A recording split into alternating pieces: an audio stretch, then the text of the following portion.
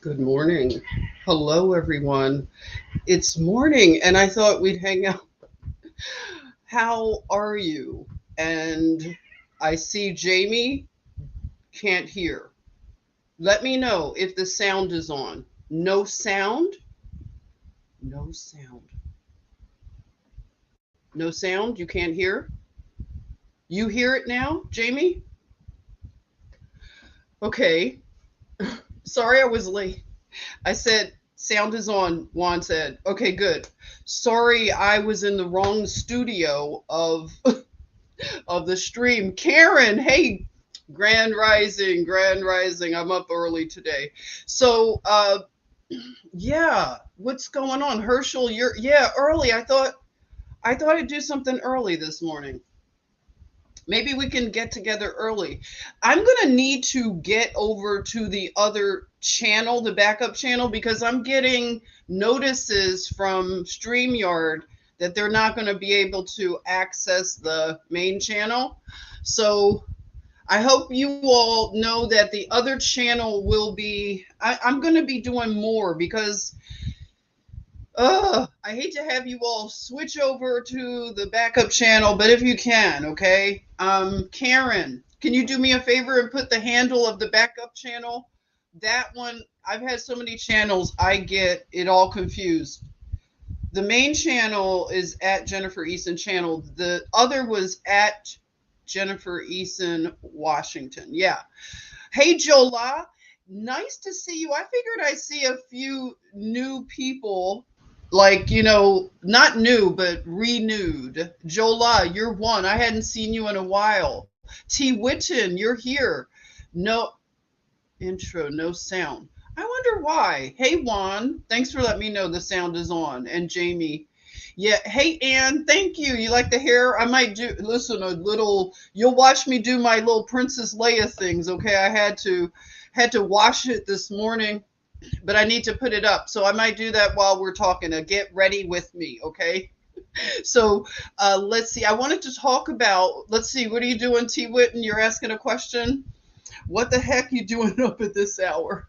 Actually, I am up early a lot of times. Welcome if you're joining on Facebook. Welcome. Yeah, so thank you though. I really appreciate. Hey, Golden Amethyst, always nice to see you. You're joining in the morning. Yes, Grand Rising. Yeah, so there was no sound. I'm not sure what they were doing with the sound, but it's, little glitches going on. Hey, Herschel, how you doing? Welcome. Sound is good now. Okay, good. Hey, Shirley, Nikki. Hi, Nikki.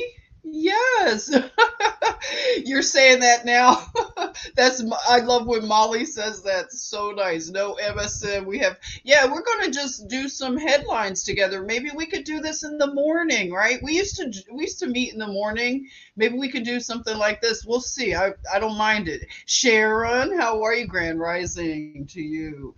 You've been up since 3:33. Anne has.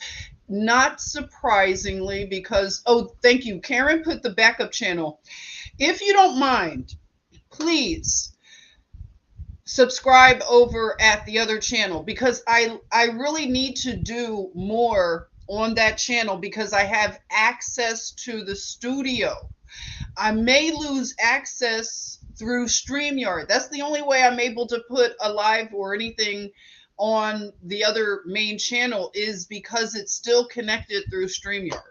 Okay, so StreamYard may lose that connection. So if you don't mind uh, letting that be the backup channel that we can meet at, and it'll just be a backup. If I'm working to get into the main channel, like I've told you, it's a long and arduous situation, but I have faith that I could get in it. In the meantime, this is the backup, and maybe we can meet in the morning on the backup channel.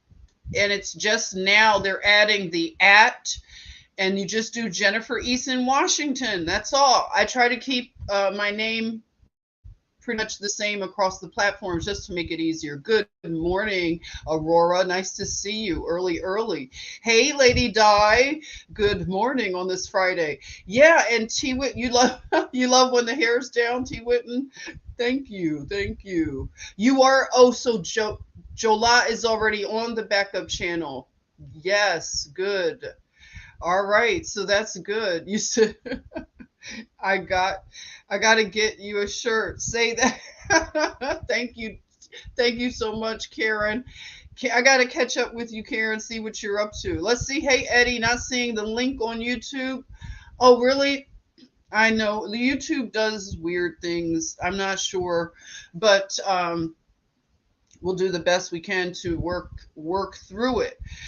So, woman, let's see, IG is here. Welcome. What's up?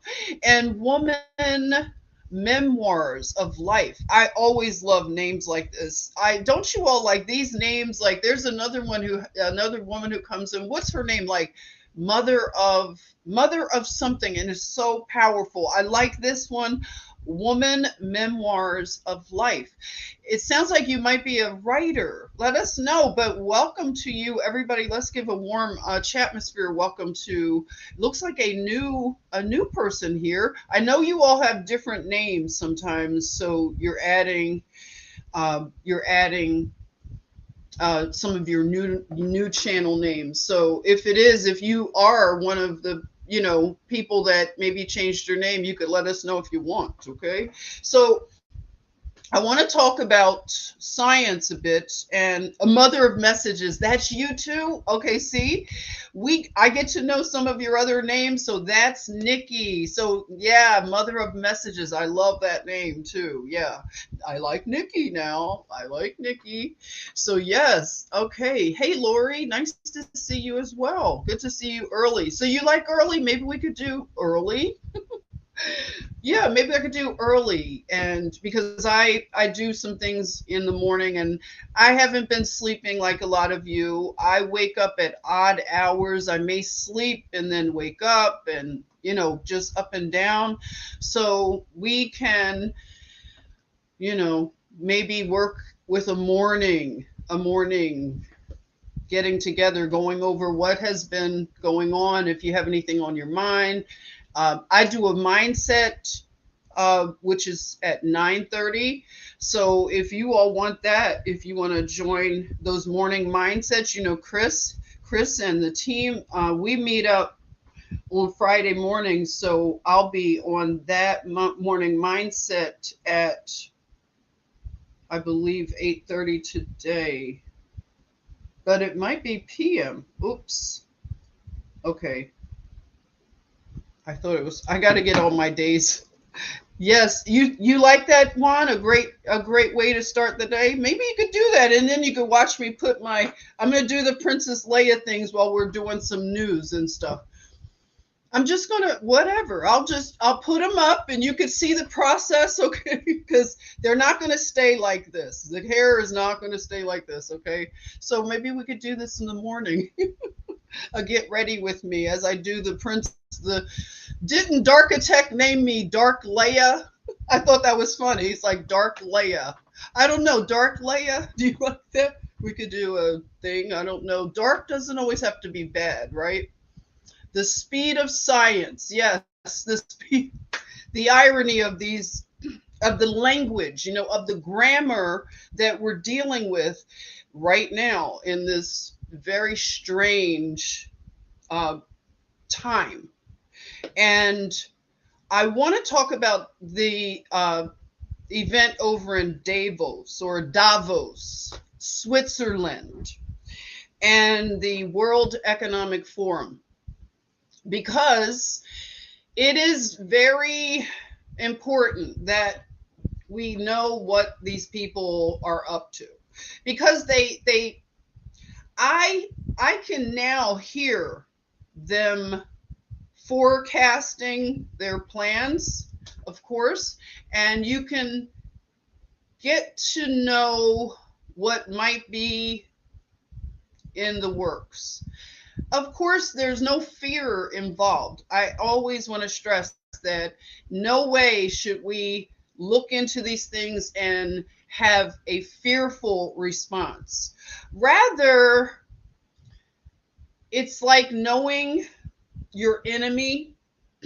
And then for those of us that enter into prayer, you have a prayer life, and you can put your petitions in terms of if you want to be specific about the things that are going on, because they are making an impact. Our prayers and our work, our voices, as long as you do not fear, we want to keep the voices and we want to keep the pressure and the search for truth, and always, contending with our faith. And truth, of course, doesn't need to be defended. Like, the adage and the meme says, just let it loose like a lion. And I like that. I really do. Truth is like a lion. You don't need to defend truth. We look for truth. We search diligently, and we speak truth to power. And we just stand on natural law.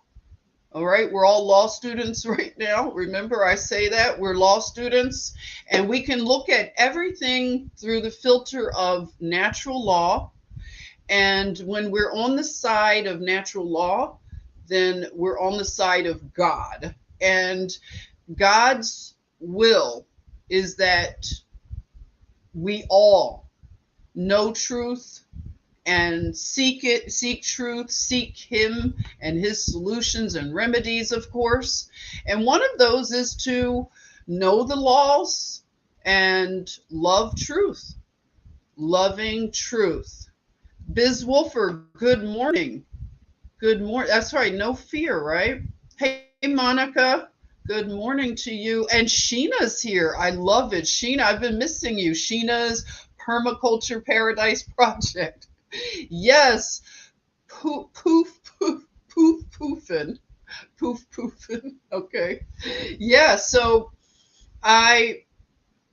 let's see. I put up something last night about Rebel News. I want to give them, oh my goodness, if you don't follow the work of Avi and Ezra over at Rebel News, I am so impressed with what they did.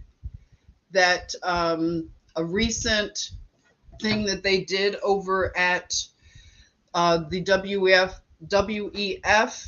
Davos Summit, their yearly summit. Okay, Rebel News is independent, and they weren't invited to be in the inner circles of the media. So alternative news sources, when you go to these big events, of course, you're not welcomed. So they make it hard for, independent people to get to the people to interview them, of course. And the big press, they have access to everyone. And the inner circle. Joseph, welcome. We have Joseph joining for a morning. This is nice to see you here, Joseph. Welcome. Yeah, so Rebel News, I believe they captured the most amazing piece of footage, and I shared it on Instagram. If you are on Instagram, are we connected? Let me know. I go by Jenny the John on Instagram. So I do a lot of things on Instagram. I'm going to be doing more things on the backup channel. I'm going to just, make it just more lively. Now, I would say Instagram I do a lot more on, and I copy everything to like Facebook. So Instagram has reels, so you can put together. I like having different media, so I like to have the reels. It's just a way of being creative. So I posted. I'll show you later, but I posted a reel, and we can watch it. Oh, you saw it, Anne? Yeah. So I try to put little little things like that. And I need to do more with Twitter.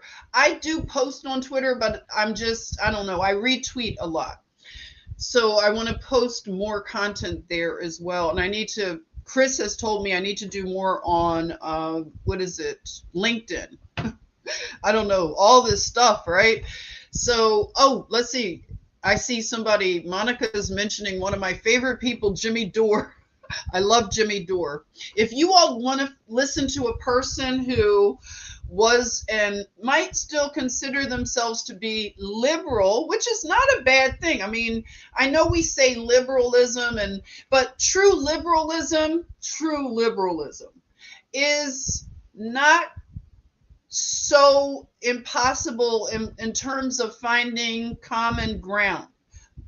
True liberals and the kind of classic Democrats, and Jimmy Dore would be in that category to me.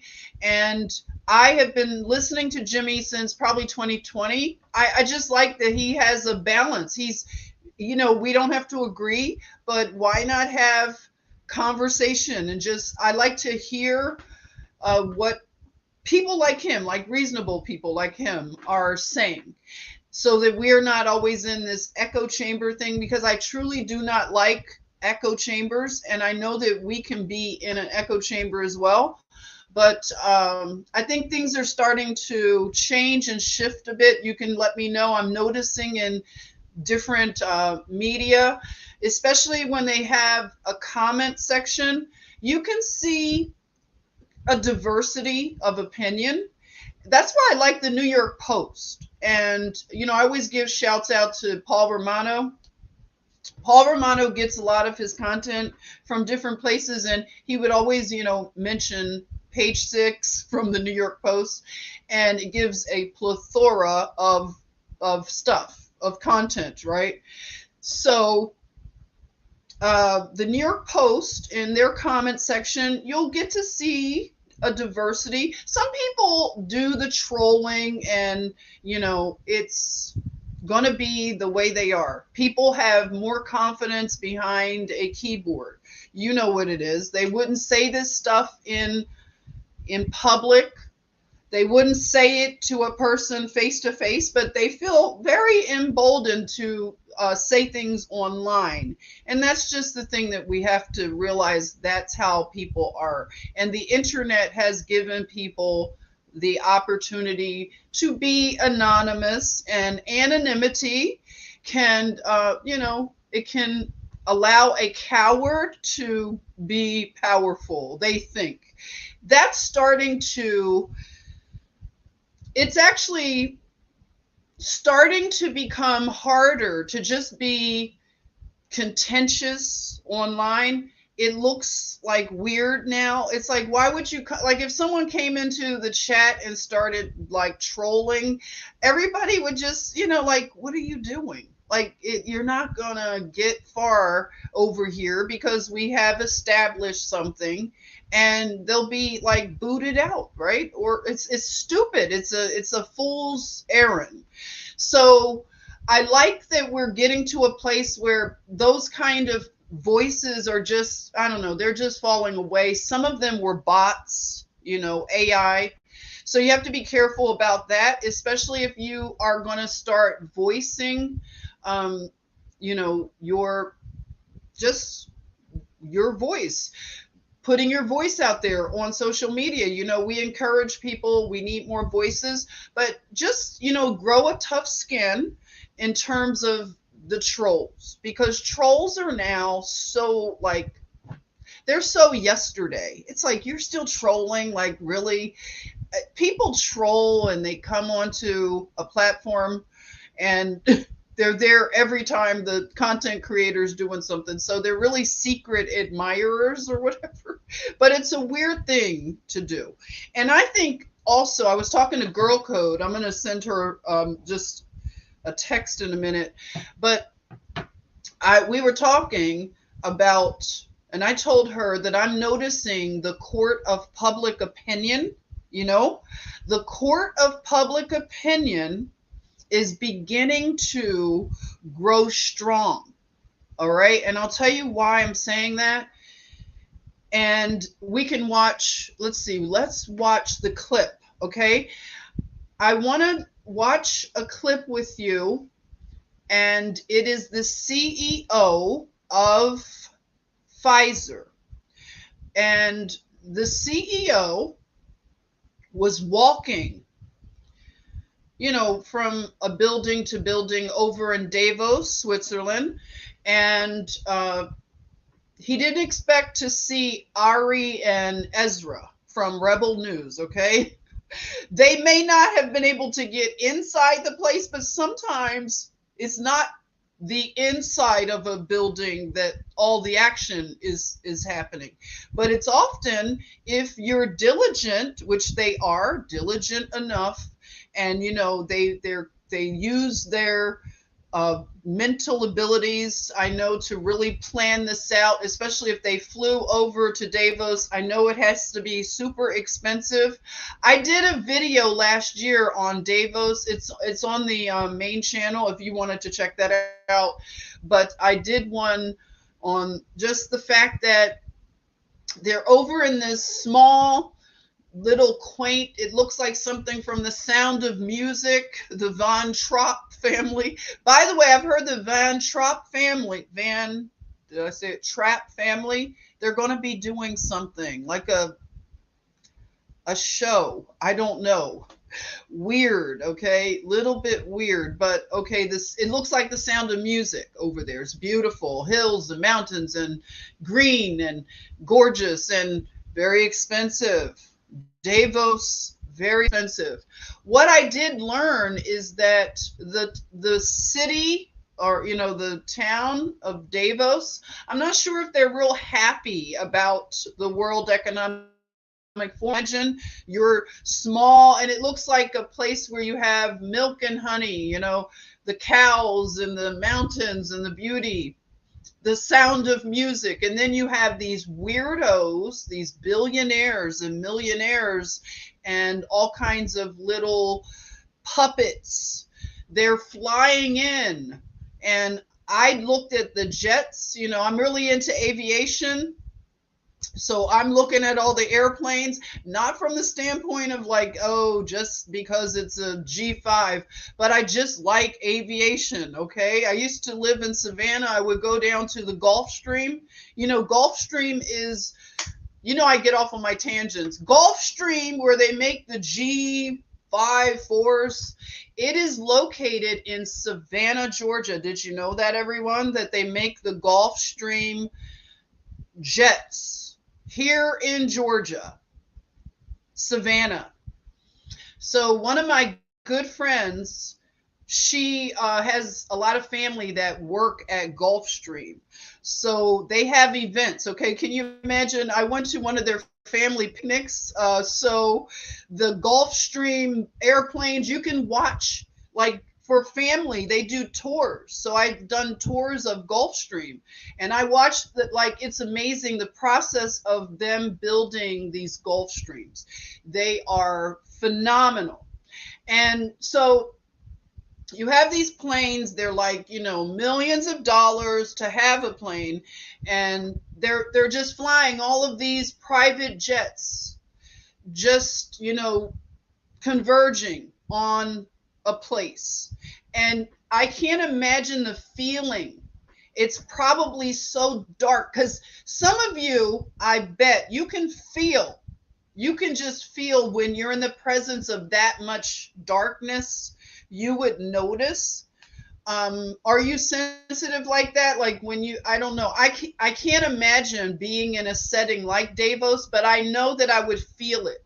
Probably when I would start to descend to land, and that happens to me. Sorry, New Orleans, but whenever I fly into New Orleans, I feel a very dark, oppressive. I can't explain it. It's New Orleans, okay, and I feel it as soon as we start to land. And you probably are like that. So I bet it feels very heavy and dark if you're flying into Davos.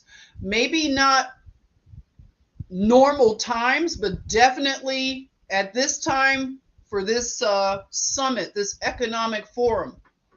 So you have very like Gulfstream 5. I mean, these are just like I've seen some private jets that were in a hangar over there at Davos, and they just made the Gulfstream 5 look like nothing. So it's it's crazy that these people don't care about looking like hypocrites. That's not even, they don't have like a concern about what we think of them. Not really. Although they did do some panels, you probably heard about these panels that they are recognizing that they have a problem with trust. Can you imagine? They have a problem with trust. So they know, of course, that we're not going to like their plans for us because they are a world government. Let's just, did you notice that the one world government just happened while you blinked, while we were distracted prior to 2020? We were looking for a one world government to happen. But I think that's part of the psychological operation that has happened to a lot of us, is that we were thinking that the one world government would be like Hollywood and what the church taught us, that it would be an event that would just be one day, everything changes. Were you like that in terms of the way you thought that a one world government would come into fruition? You thought it would just be really dramatic? Because I'm just admitting to you that I thought it was going to be like, I watched all the, what is it? We talked about it, the Rapture was series. Those guys that sold all, they got us, they grifted us with scare tactics, actually. And that's from the Christian church. These guys did Left Behind. They did Left Behind 1 through 70, okay? And they did books, they did card tricks, games for your cat and dog. Left Behind, yes, for a dog's edition of Left Behind. They had Left Behind t-shirts, Left Behind bumper stickers. Listen, those guys, where are they? I don't even hear, but I'm not even plugged into the Christian, like Christendom. No, I'm not coming against the individuals, okay? I'm just saying I'm not plugged in anymore. I used to be super Christian, super church lady, okay? If you know me, you know how I used to be, okay? And the whole rapture thing, which I don't believe in anymore. I have repented of a lot of things that I believed, okay, from the church. And one of those things happens to be the rapture.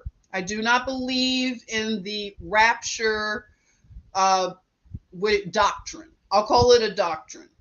And I don't believe in Israel, the physical, Palestine, okay, Palestine. I don't believe in what I used to believe in terms of Israel and my relationship to Israel, the country over there that treats the Ethiopian Jews like garbage, okay? Racist, most racist nation, okay? And I was supposed to overlook all of that. I was supposed to overlook that the Ethiopian Jews are treated like dogs, okay? I was supposed to be okay with that. It's the most abusive relationship where I have sat in groups and I have bitten my tongue while they're saying things, but I don't do that too often. I mean, I get a breaking point, and I've had to tell someone off about their racism when it came to the Ethiopian Jews. So the whole psyop with the Christian church in America, I'll speak for here, the one that I know of, the psyop, which everything now is I'm looking at it through the psychological subversion of our worldview and how it has been given to us. It has been conditioned into us. We did not choose this worldview. It was chosen for us. So now a lot of us are beginning to unlearn, and it's very painful. It's very painful to unlearn things. When I show you this piece by Rebel News, let me tell you, it hit me. It hit me because there's a woman who is flanking because they caught Burla, the CEO of Pfizer. They caught him walking down the street over there in Davos.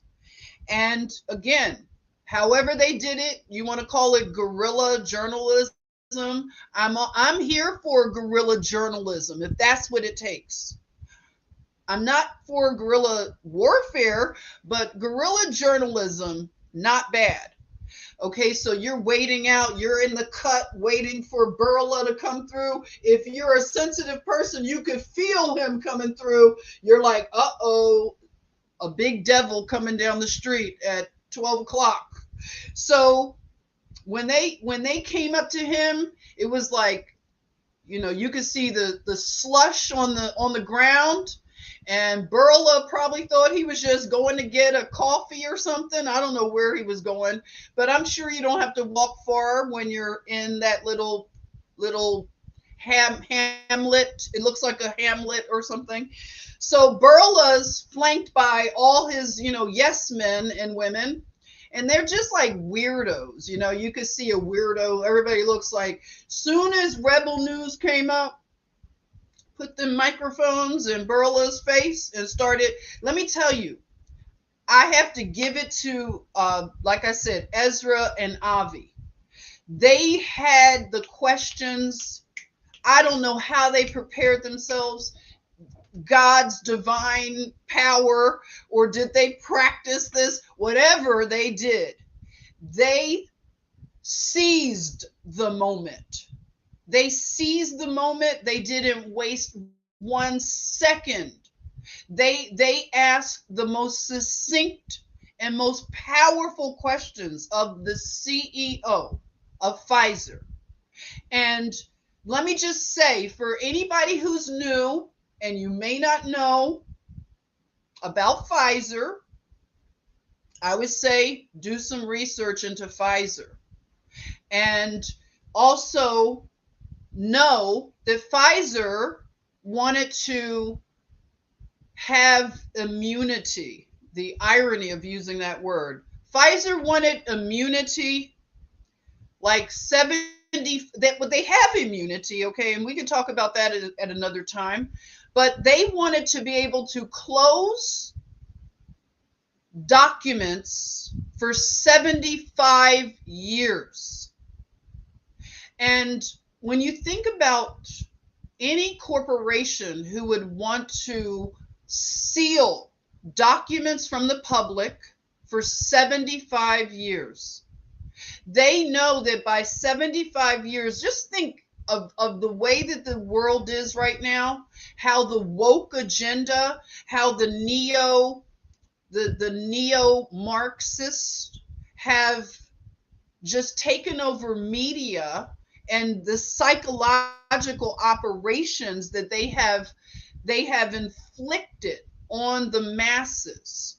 If we go down this path, if you think of 75 years from now, and you think about generation, you know how they divide us a lot. I play into it only because it's easy to, use common language right now. But Generation Z, they have been psyoped in such a way that it should break our hearts, because this generation more so than my generation. I know that the baby boomers were looking at my generation and probably saying, we were lost, maybe. I don't know. But when you look at Generation Z and the millennials, you have to feel a burden of responsibility. I keep saying it to us. I'm so-called Gen X. I feel that the baby boomers and my generation have dropped the ball and dropped it so horribly.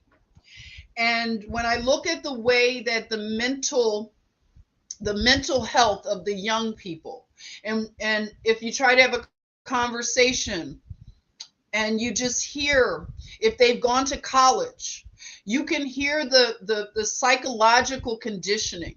And now it's reinforced through social media.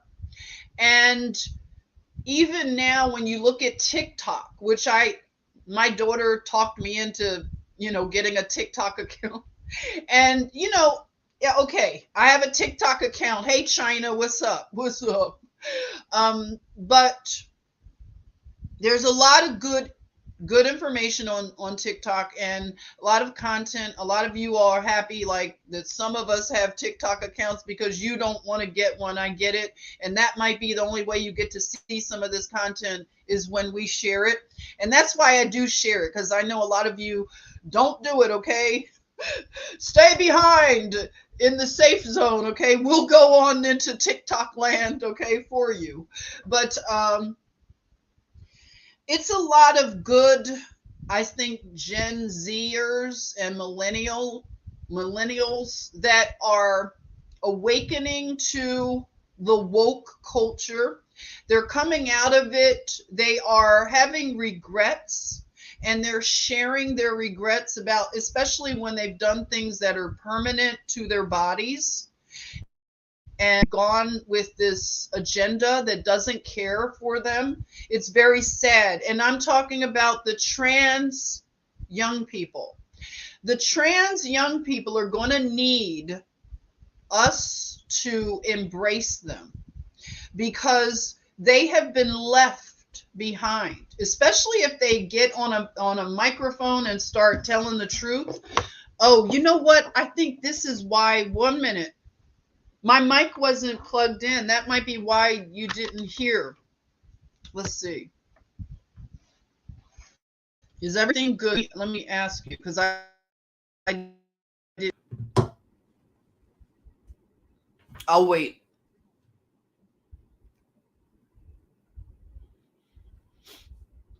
Just give me a little sign that we're still good.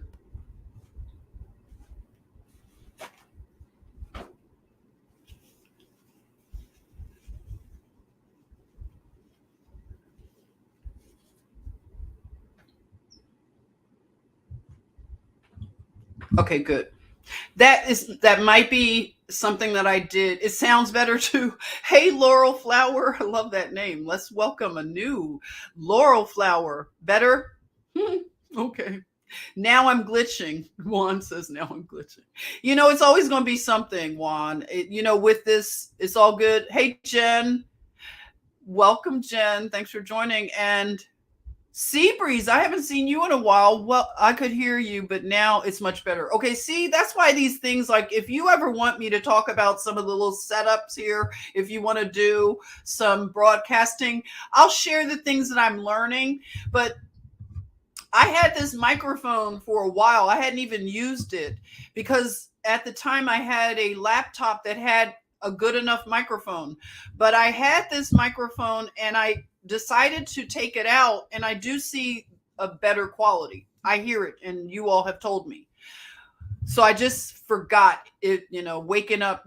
If I do this in the morning, I'm just going to have to remember things or remind me, okay? But I'll share, like I said, some of these things that I learned over the course of the years doing this. Hey, Jenny Okie girl.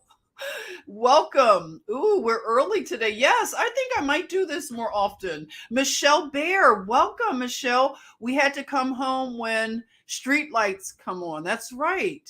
Yeah, we rode our bikes. We played outside, a lot of us that We know the feeling of growing up and just being a more natural child, like I would say a natural law childhood, natural. So I was saying in terms of, yes, the generations that are, following and are becoming now the new leaders. The millennials, definitely, they are in positions of leadership. We see it even in our government. You have the, what is it, AOC. She's a millennial, right? And it's a whole lot of millennials. I know that wasn't a great example, but it's just to say, that's what it is. A lot of millennials, the squad, they appeal to the millennials. And the other generation under, they're approaching adulthood, but a lot of them are being left behind.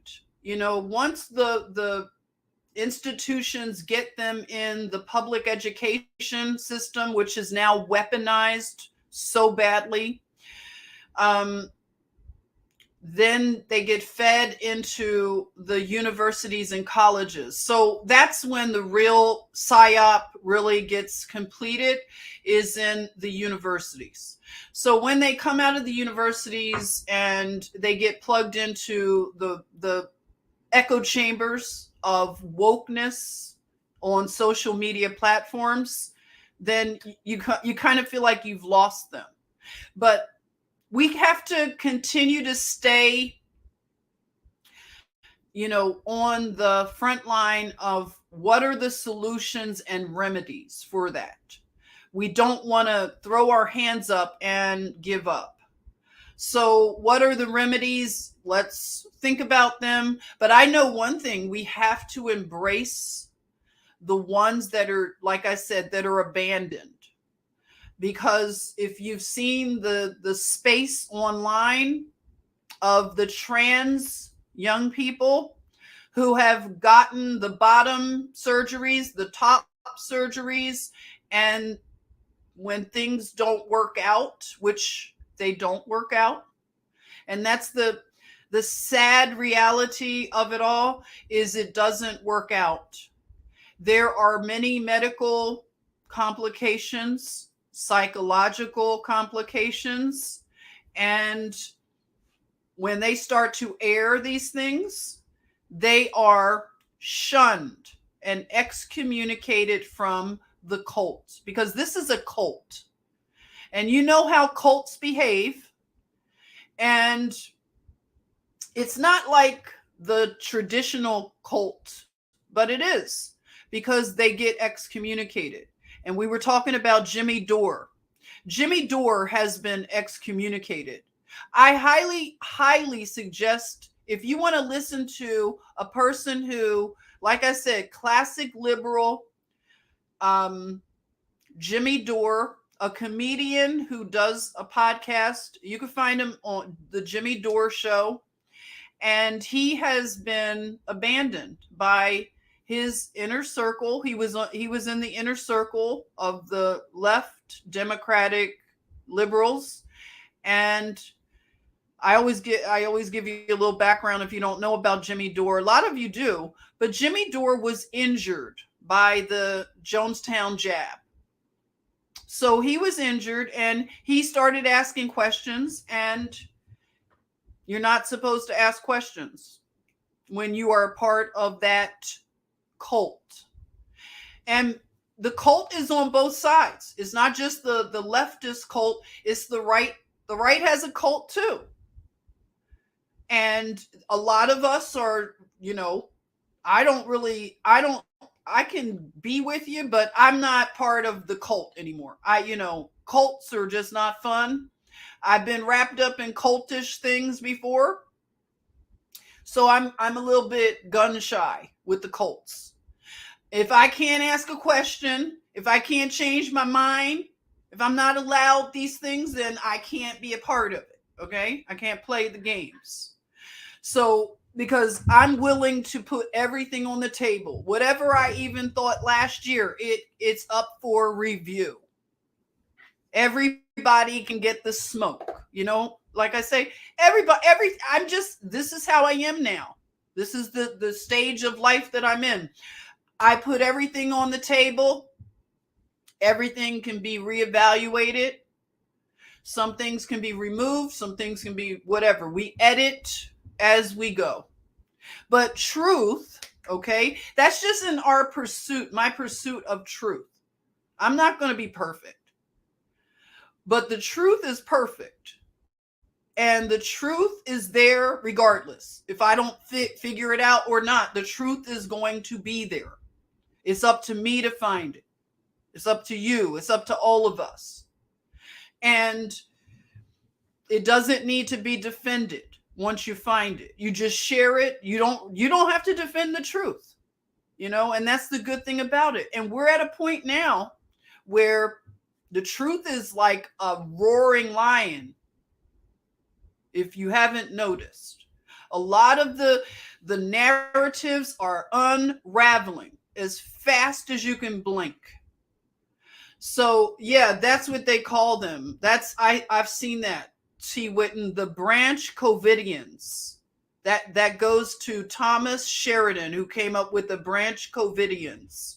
Yes, I think that's the branch Covidians, or they call them Blue Anon. You know how, the QAnon, they like to put you in a little basket, right, Hillary, basket of deplorables. So the QAnon thing was something to discredit anybody who was researching. And if you were following we had drips and drops of information, some of it misinformation, some of it not. All of us had to we did a group project. We were looking through it. In 2020, we were paying attention to how people were moving, because 2020 is pretty much the ground floor of looking at what we're looking at now. 2020 gave us a lot. But if you've been paying attention since 2001, 9/11, or if you're older, the Kennedy assassination, 9/11, but 2020 was the big alarm. That's when the alarm clock went off for a lot of people, and you realize, I can't hit the snooze button. Can't do it. So a lot of us, we realized that in terms of research, it was up to us. And we have come a long way with a lot of this research. I know it's a lot of good information out there. It's a lot of bad information out there. It's a lot of just whatever for any side. I mean, this is how it is. So, hey, Tenye, good morning and welcome. Karen is saying that's what life is, to evolve. And we evolve, we take away, we add on. Yes, that's what we do. Hey, Dana, welcome. They use the same playbook. That's why we have these different events occurring over and over. Exactly. And we lose generations. The greatest generation was taken out. Yes, no one left to tell us the oral history. That's very key. And that's something Girl Code and I talk about a lot. We have to really protect our elders, because there's such a war against aging. I mean, look at the way the baby boomers are about aging. I did a thing about Madonna, or as Paul Romano calls her, Madam Expiration Date. And I say things that I know the women don't like, and I don't care. I honestly don't care if women don't like the things that I say, because I'm not the kind of woman that just sides with women. Just because you have ovaries and a womb, which you should if you're a woman. You should have ovaries and a womb, okay? Maybe they took it out, but you were born with a womb, okay? So I don't just side with women just because. And that doesn't give a woman any virtuous whatever, just because you have ovaries, okay, doesn't mean you are virtuous. And women women have to be called out, and these agendas, and I called out the thing that's happening with Madonna, and we're going to watch things happen. She's being investigated. There's an organization called the Ethiopian World Federation. They're looking into her adoption practices of going over to Africa and getting children from Malawi. And this organization wants the president of Malawi, or prime minister, whatever they call the person, to look into it. Now, of course, the very reason that the children are with Madonna, something broke down in Malawi. They don't get off the hook over in Malawi, because they should have never let those children go to such a degenerate, a whore. If you're looking at character, Madonna would never be the character. Let me start putting my hair up while we're at it. Okay. Madonna, it dried out. So, okay, you can watch my process. I'm going to just do a little water here. Madonna, okay, she does not have the right character for adoption of children that come from, I use this, by the way. Do you know about these brushes? You can do the dry and wet brush. Okay. So you'll probably hear me raking through my hair. Okay. So, Madonna, she did a book, and this was referenced in this article that I read. If you want to catch that, I did it the other day. Yeah. So Madonna did a book, and it is pornography, and it deals with such deplorable things that if you come from a culture like this culture, Malawi, a lot of African nations, they don't have the type of culture that accepts a lot of this liberal stuff. This is not their culture.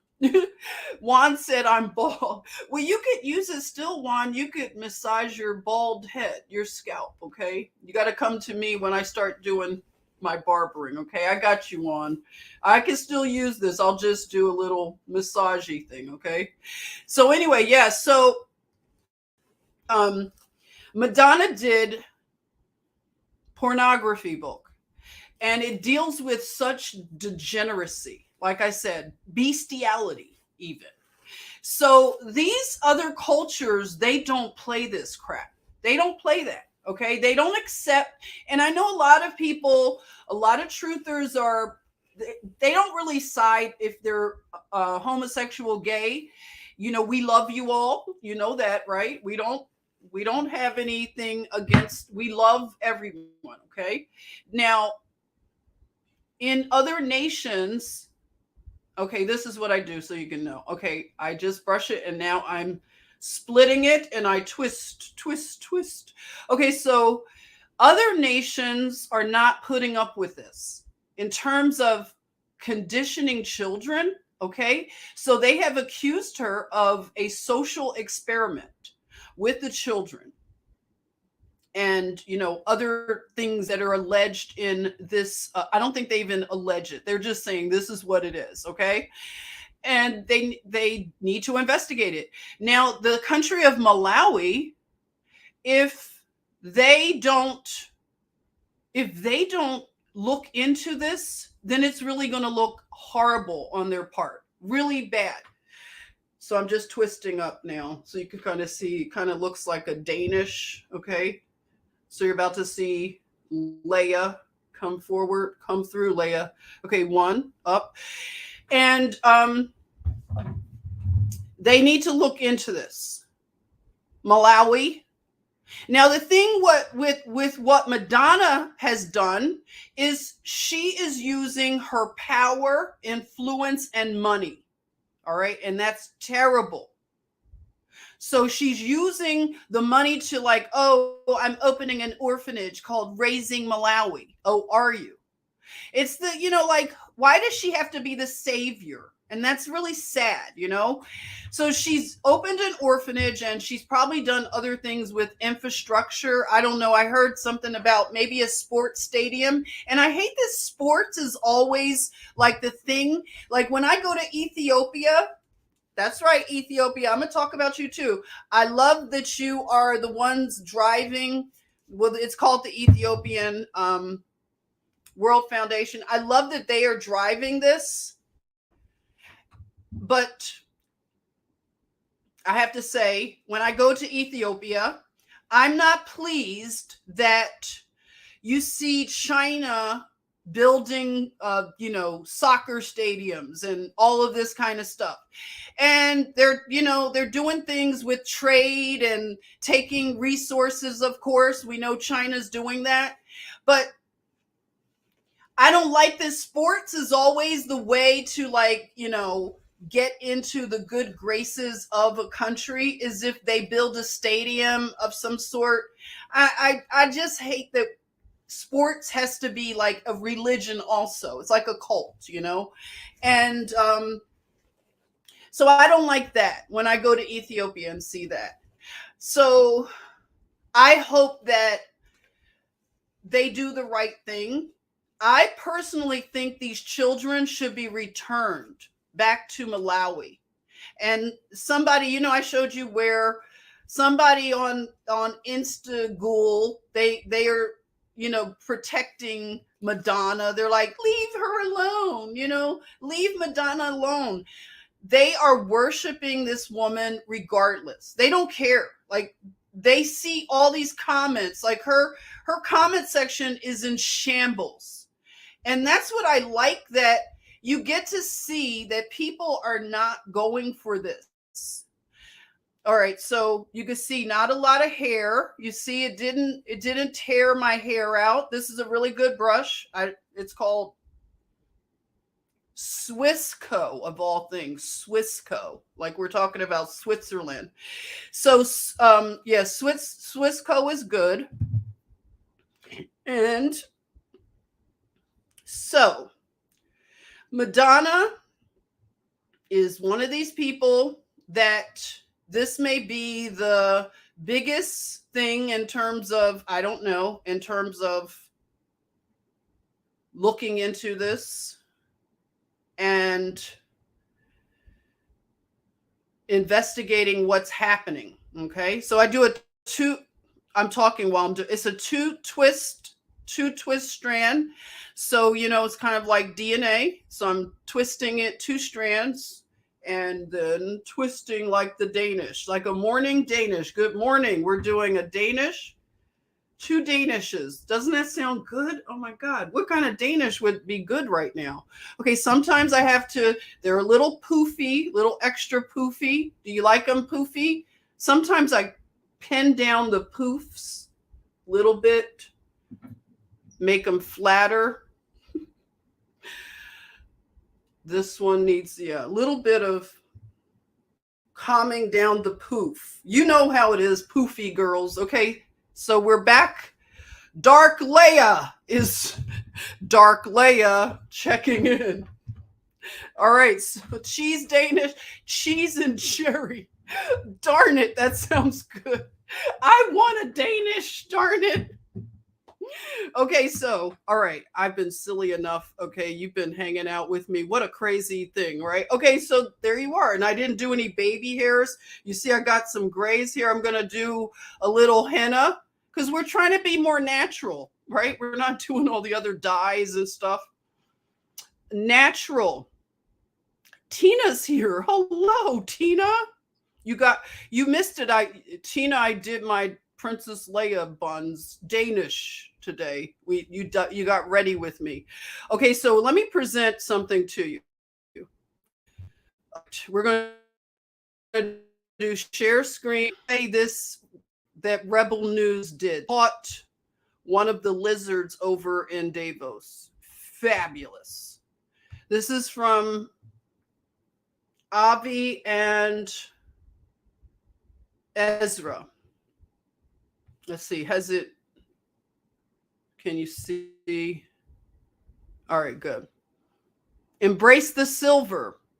I know. I want to. Woman Memoirs of Life. She says, embrace the silver. I want to. My mother wants me to not do it yet. She doesn't want me to embrace the silver. It's for my mom. I became a nurse because my mom told me to. Tenier said, does the henna work? Yes, it does. It works for me. What I do is a 2-step henna. By the way, I know this is crazy, but we're just doing it. Oh my God, I'm missing things. But the henna I do first, it's like a red. It's a red, and then I do a indigo on top. I had to plug this in.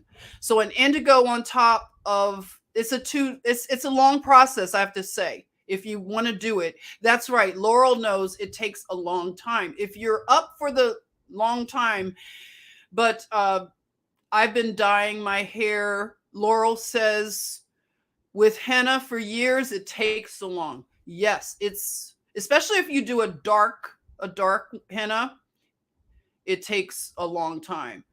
I love my silver. Oh, I'm glad you too. I love silver hair, and if I could get it to all come in all silver at one time. I just don't like how it comes in slowly. I'd rather it just boom, Henna has metallic in it, metals. Yes, metals. Natural metal. And you can get better hennas. I get mine from Henna Souk. It's called Henna Souk. And they have really good products. And I wash my hair with a shampoo soap. So I don't, it's easy. Tenier is saying, I'm having a hard time embracing my silvers too. My hair is red. Yeah, so if you have red, you can put, red is really easy to do with henna, by the way, Tenier. You can maintain red. It's called, what do they call it, everybody? If anybody knows the red henna, but I get mine from Henna Souk. Let me write that down. Henna Souk. If you want to look into, I think that's the spelling. All right. So yeah. Silver is wisdom. Yes. Wisdom. Don't hide wisdom. I love it. I love it. Love it. Love it. You know about Henna Souk? Did I spell it right? If you want good natural products, I think, Rouge, is that the name? And possibly Rouge. Okay, so let me play this piece that I thought was excellent. When did you know that the vaccines didn't stop transmission publicly? How long did you know publicly? I'm sorry. Answer that question. I mean, we now know that the vaccines didn't stop transmission, but why did you keep it secret? You said it was 100% effective, then 90%, then 80%, then 70%. But we now know that the vaccines do not stop transmission. Why did you keep that secret? Have a nice day. I won't have a nice day until I know the answer. Why did you keep it a secret that your vaccine did not stop transmission? Is it time to apologise to the world, sir? To give refunds back to the countries that poured all their money into your vaccine that doesn't work, your ineffective vaccine? Yeah, you'll go there, right? Are you not ashamed of what you've done in the last couple of years? Do you have any apologies to the public, sir? Are you proud of it? You've made millions on the backs of people's entire livelihoods. How does that feel to walk the streets as a millionaire on the backs of the regular person at home in Australia, in England, in Canada? What do you think about on your yacht, sir? What do you think about on your private jet? When did you know that the vaccines didn't stop transmission? How long did you know that without saying it publicly?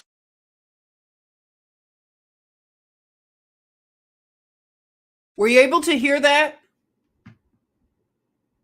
Okay, so that was Rebel News, Avi and Ezra. And they captured, to me, one of the most powerful examples of real journalism, how it used to be. Did you hear it? Good. Okay, great, great. You probably hear Josephine over there. She's like, ha, ha, ha. She's talking to birds. She thinks she's a bird. So there you are, Jenny. That is right there. That's it. That's what we're starting to see. They won't be able to walk down the streets. Now I'm going to show you something on Twitter.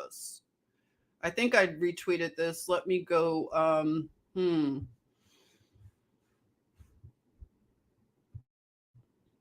Okay, let me just line this up on Twitter. And this is another example of what's happening in terms of not being able.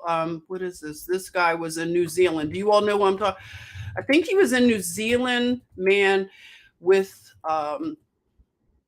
boomerang. Okay. Oh darn. I didn't spell it right. Boomer.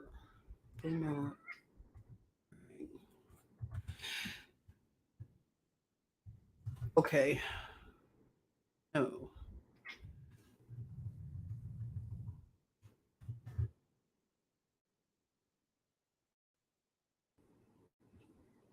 Yeah, here it is. Whoa. Good thing it didn't take me long. Okay, I'm about to show you something that's so wild. And it's going in with this right here, what Jenny said.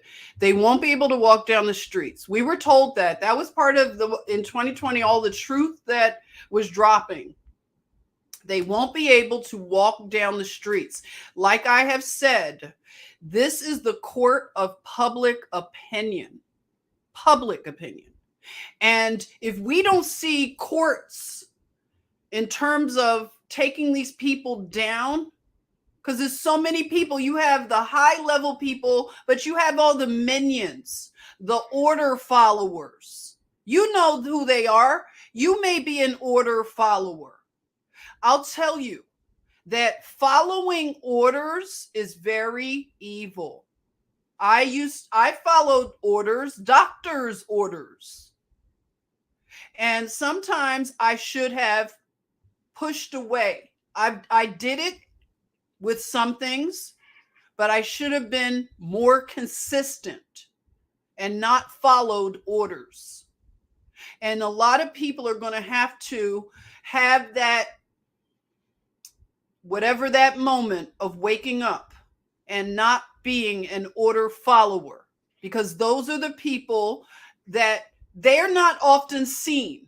Of course, we see Klaus Schwab and this guy from the Pfizer CEO, you know, they look like they're straight out of central casting for like the evil guy that wants to take over the world, you know, and they're sitting in the cat. They got the cat, you know, they're always with the cat. What's up with the cat? The white cat, right? So these guys are, you know, they're lizardy. We call them lizard people. It's easy, right, to see the evil on them. Molly, thank you. No MSM, just Professor Jen. Oh my God, I'm missing my mindset thing. Darn it. I got caught up. I thought I would end the live stream and now I will be late. Okay, I need to be better. I got to be better with this juggling. I should do it earlier. Let me know. We can meet earlier, or I need to stop the live stream sooner. I was babbling too long, but thank you, Molly. So back to they won't be able to walk down the street, because I just couldn't end the live stream. I don't know. The spirit took over me. Shawnee. Hey there, Shawnee. My mom had me shook. I used to too. Really?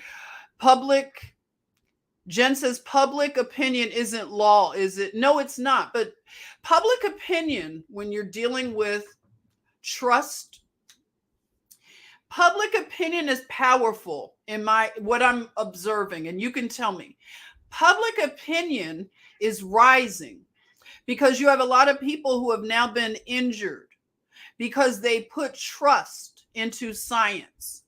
So the public opinion is important because the judgment of the people, when they realize and wake up to this stuff, it's going to be very critical. because we haven't given what that bozo scientist, remember, what's his name? Neil deGrasse Tyson. He was on, he's making his rounds. He's not doing an apology tour, but he's doing a doubling down tour on his stupidity. So Neil deGrasse, he said that this was a public health contract, that you take the Jonestown jab because it's for the greater good, it's for the public health. And whenever we allowed public health to become an institution, that was when we lost our freedoms, a lot of us. Public health is the way I see that they were able to get the world government really cranked up. It was through health.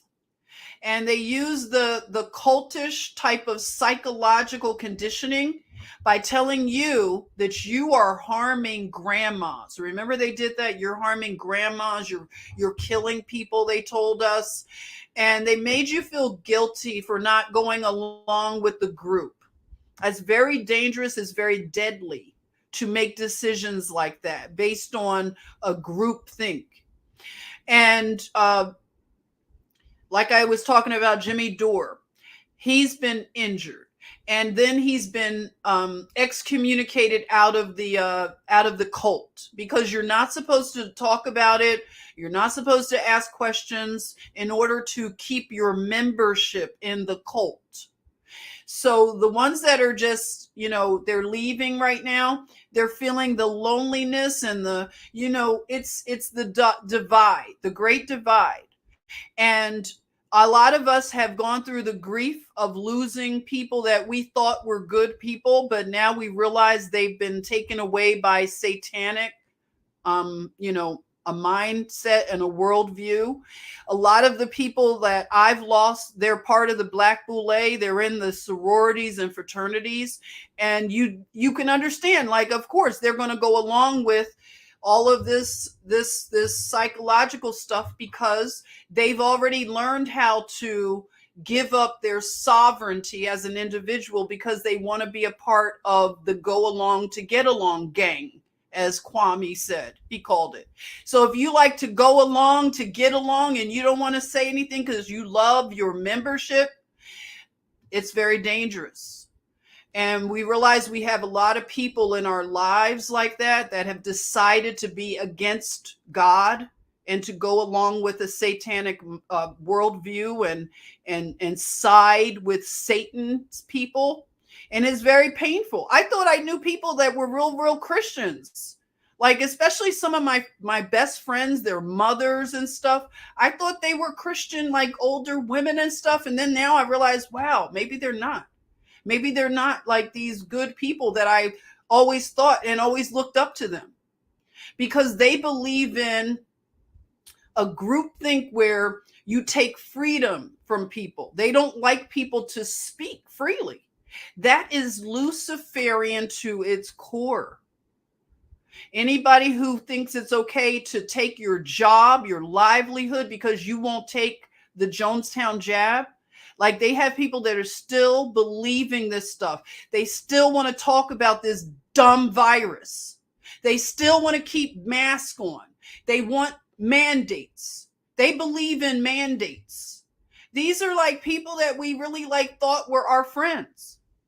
And so people like Jimmy Dore, he's going through it, I think, even worse. I think it's even worse for him. Because a lot of us have always been like on we've been the black sheep of our families and friend groups. I was always out, like I was out of step, out of rhythm with my friend group. All like they always like Jennifer, Jennifer, she's a hippie, she's a whatever, free spirit. She's crazy. She's a conspiracy person now. She went a different way. Yeah, and I'm okay with it because I grew up an only child. I don't need to have a lot of people. I can be good, okay, without being a part of a group. That's why I never pledged any group, because it's always something that I just slide. I don't know. I just don't I don't stick with groups like that where I can't question stuff. I end up like saying, ciao, bye. Don't want to be a part of this group. And I don't care. So people are starting to lose now. So it's like I was saying earlier, we need to embrace a lot of people, like a Jimmy Dore. He's being embraced. There's another guy I've told you on Twitter that is being embraced by people. He is somewhat, but I think he's really he repented. And you know, a lot of people are asking, like, should you just forgive people just for the sake of forgiving? I don't know. How do you all feel? If somebody doesn't ask for your forgiveness, is it like people say you forgive it's for yourself, it helps you? But if a person doesn't ask to be forgiven, how do you all feel about this whole forgiveness stuff? I don't know. So let me play another thing that goes along with this whole, they will not be able to walk down the streets and the court of public opinion, because that's important. I know a lot of times we want to see the Nuremberg trial start like right now and be like right there, front and center. But the court of public opinion, I'm not advocating for vigilantism, but I'm saying these people will not have the accolades. They're going to lose a lot of their influence and power and money. They're going to be losing. It's like karma is coming. But I'm going to show you this. And I don't condone violence and, damage to property. But this is the response that some people are having. Fucking vaccine, it's fucked a lot.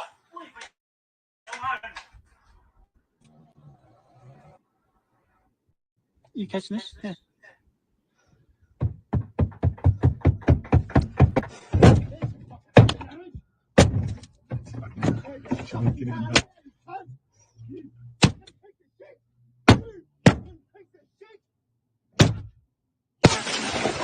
Fucking idiot.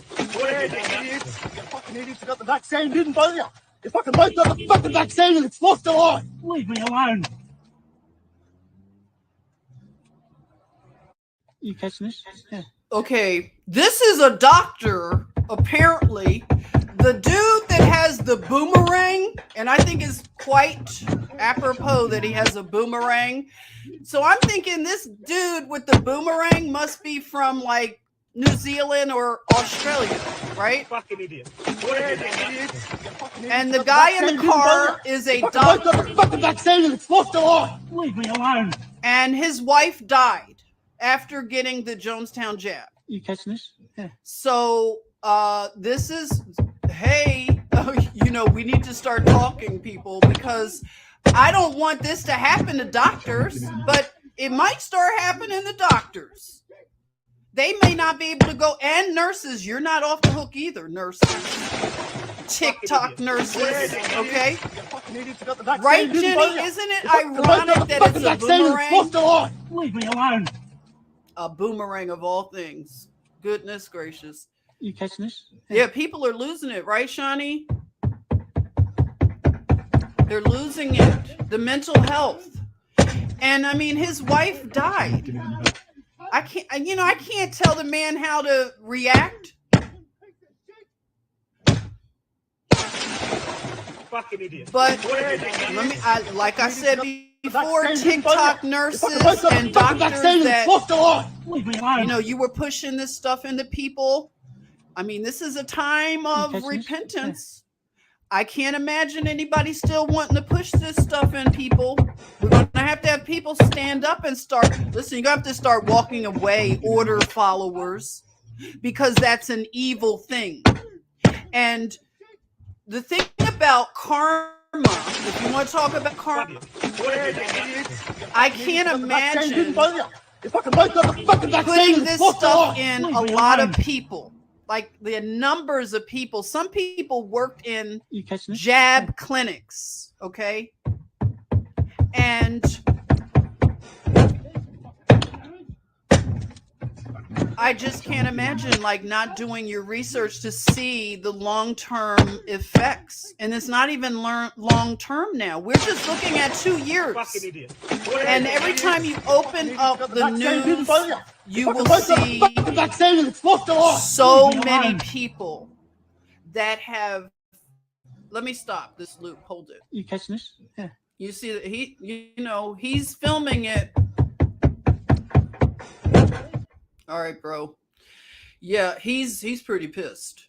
I mean, and I don't know how you feel. How do you feel about that? I mean, people are already the mental health of people, like lockdowns and things like that. And this is the thing. Oh, I want to play another thing since we're talking about, let's see what hey, Bronx Patriot, welcome. Docs are beholden to Big Pharma, so they are just as cold. Yeah, Big Pharma is going to be like, right now, they didn't have a pipeline, Big Pharma. When I worked in Big Pharma, that was the big alarm, is that our pipeline is drying up, they would always say. We had hypertensive products. We had, what else? Respiratory. I worked at Astra Merck. We had Prilosec, which was a dead product, like, they call it an underdog product.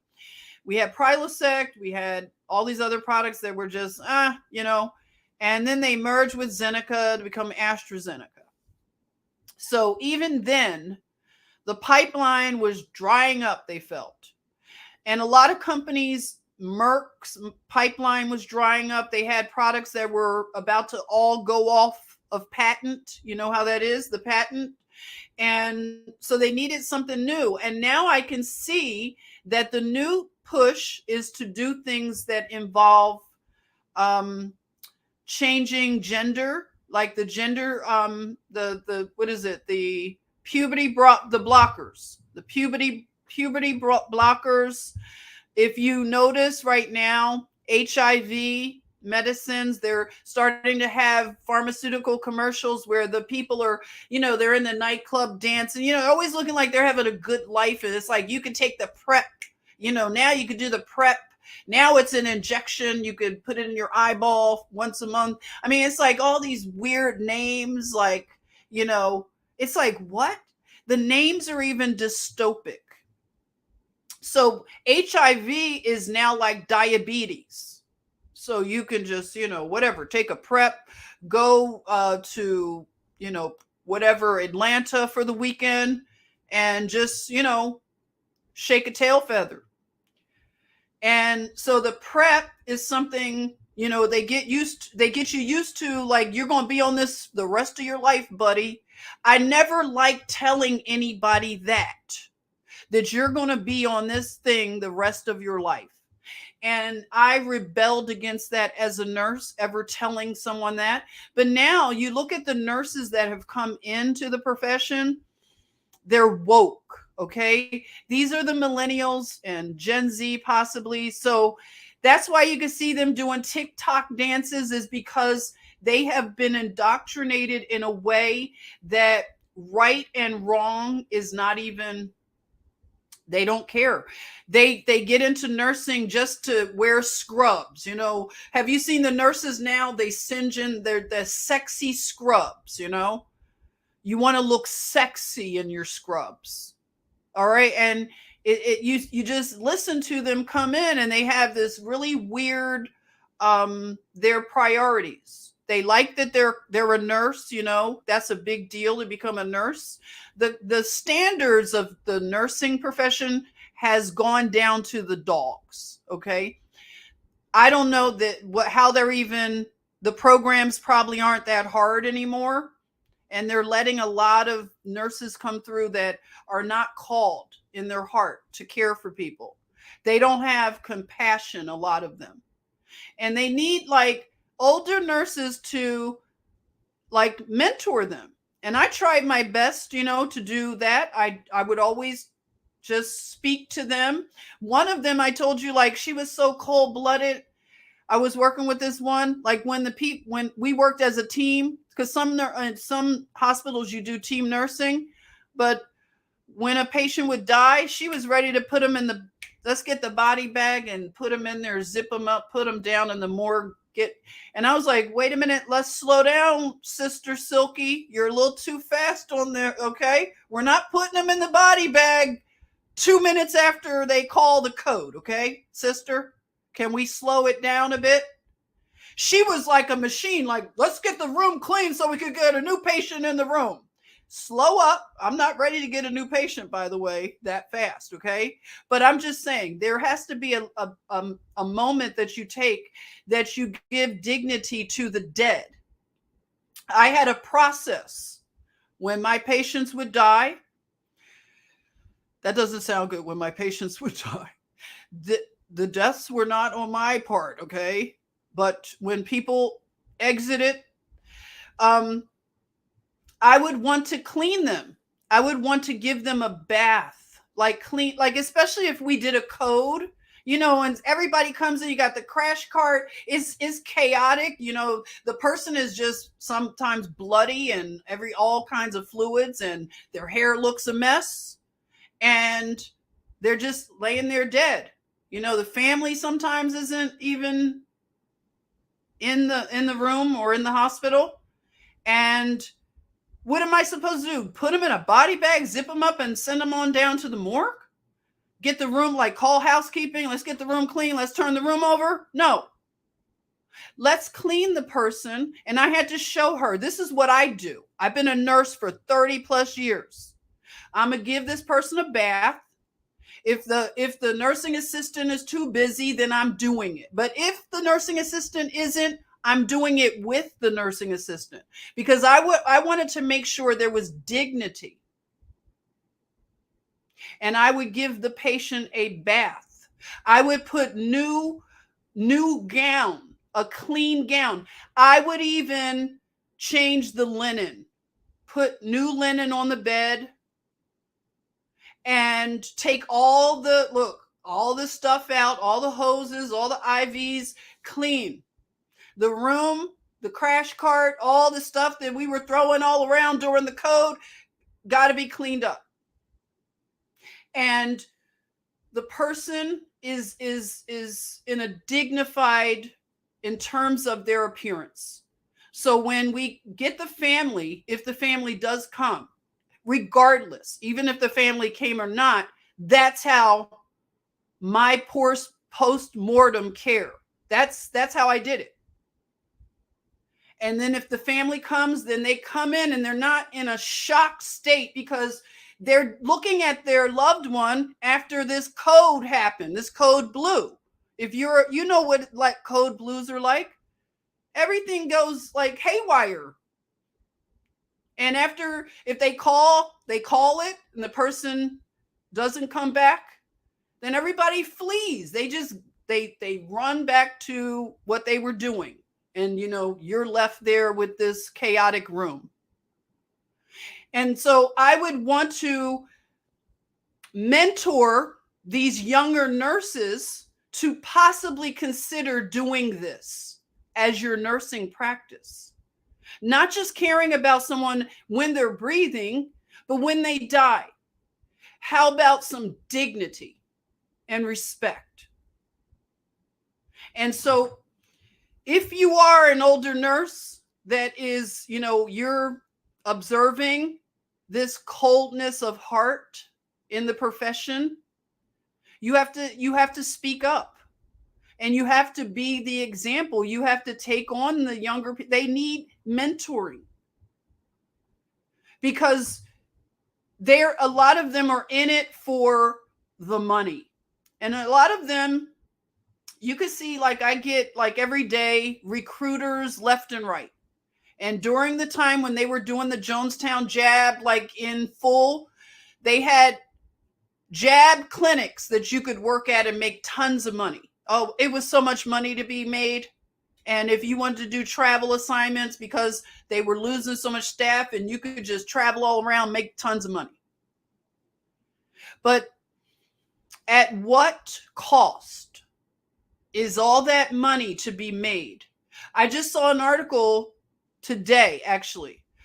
There was was it today? A woman who held, I think it was yesterday, it was mentioned on something, a woman who held a jab clinic, I think she committed suicide.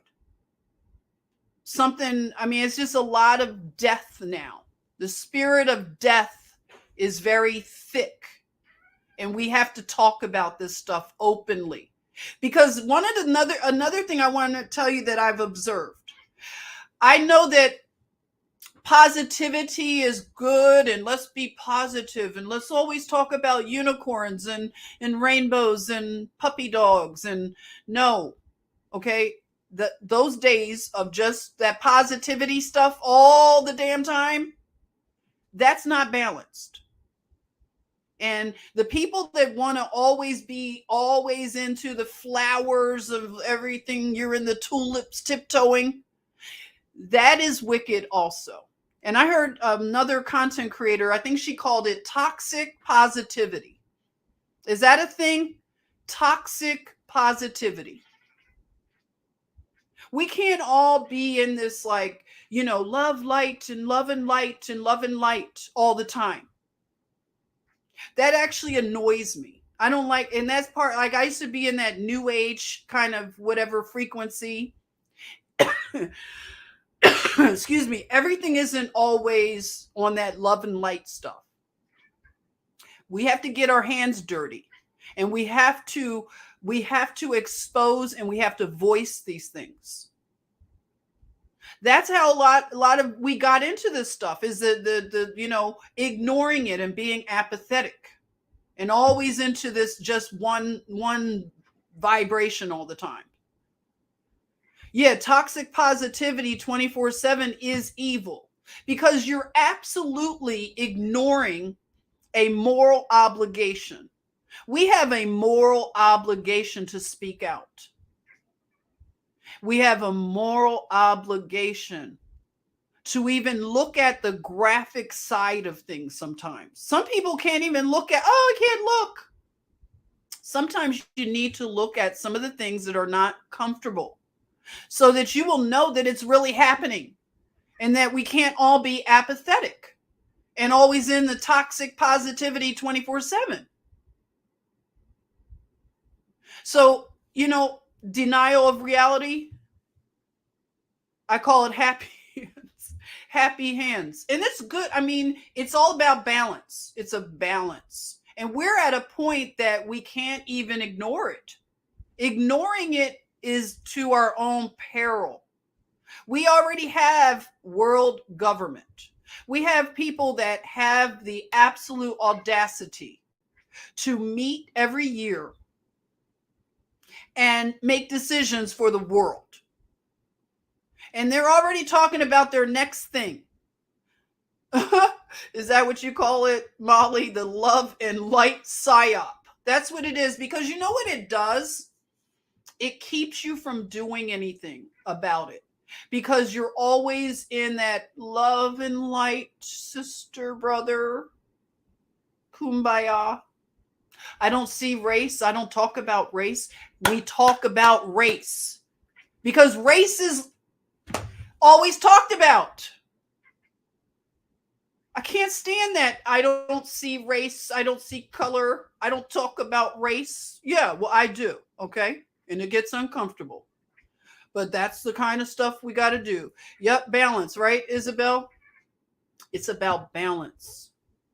And yep, it has to be balanced.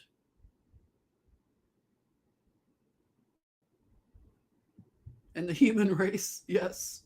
The most important race is the human race. Let's see what Juan, you said. Balance is the key to a successful and productive life. Very true. Hey, this is a new name. Sam Nam Bullist. Ish Schmish Mul. I didn't say it right. It's a race. Is that which? Welcome. I didn't read it right, but welcome to you. Let's give some love to Samnambulist. Samnambulist. Ugh. It's a race to the very end. Yes, it's a race to the very end. Yes. So we have. Oh, I want to play this. It's kind of in light of like what I was talking about with Madam Expiration Date, as again Paul calls her Madonna. And the whole Africa thing. Let me just play this. This woman, her name is, I can't pronounce it, Okonjo Iweala. I love what she says. She was at the World Economic Forum, and let's listen to what she says about friends. As women, our bodies change as we age, and it's not as easy to lose weight anymore. That's why I know, Marie, you lost a lot of weight, Marie. You look great. Friend sharing. I get a little nervous. Know who is a friend? You know, and a friend today cannot, maybe tomorrow will not be a friend. Also, when you say that, I never hear any countries in Africa mentioned. Welcome to Candid Africa, truthful and unapologetic. Look, we have to admit there's an issue. We've seen the vulnerability of supply chains during the pandemic, the war in Ukraine. So we have to admit that the concentration of manufacturing or concentration of raw materials in very few countries is a problem that we need to deal with. We need to build resilience and diversify. So for me, that's not the issue is how. How do we do this? And I think the question of building resilience, we should have a broader mind frame and approach to it than we normally would. That's why when people talk of friend sharing, I get a little nervous because I don't know who is a friend. You know, and a friend today cannot, maybe tomorrow will not be a friend. Also, when you say that, I never hear any countries in Africa mentioned. Larry said now Indonesia could benefit and Brazil, but there's potential for green hydrogen in Namibia. You know, and Morocco is doing very well, and Tunisia could be a place. So when people talk of friend sharing, they immediately think of, you know, you know, Europe, the US, and some of the other large emerging markets. So I just want to plead with us to diversify, because some of these other places, when they have the right environment for investment, could equally be candidates for building resilience, for diversifying supply chains. And business was doing it anyway, moving away from China now because, you know, the costs of production in China were rising. People were moving to Vietnam, Bangladesh, other places. So let's just open our minds when we talk about this friend sharing to be more inclusive. That's all. Did you like or hate what you heard? Let us know.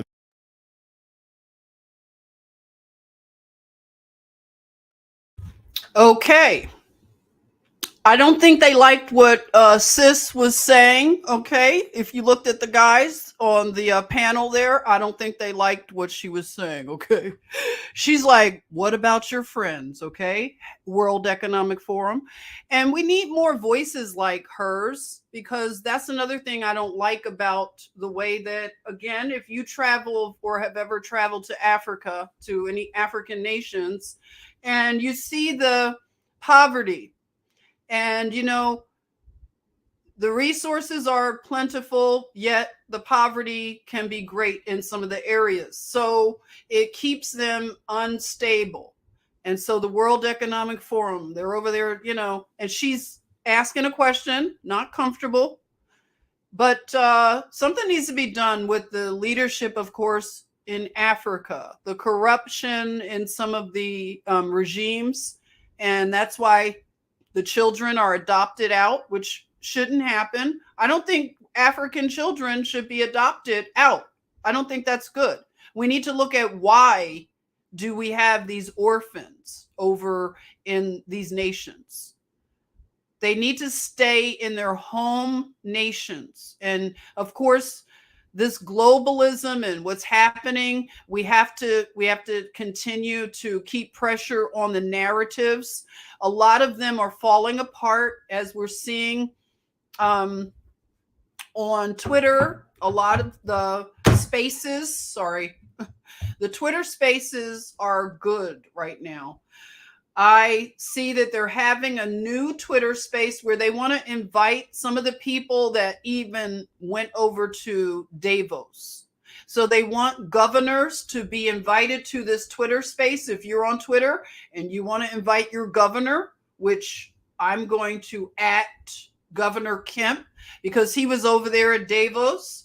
And yeah, I don't know what I think about Kemp, but they are having a lot of good conversations on Twitter.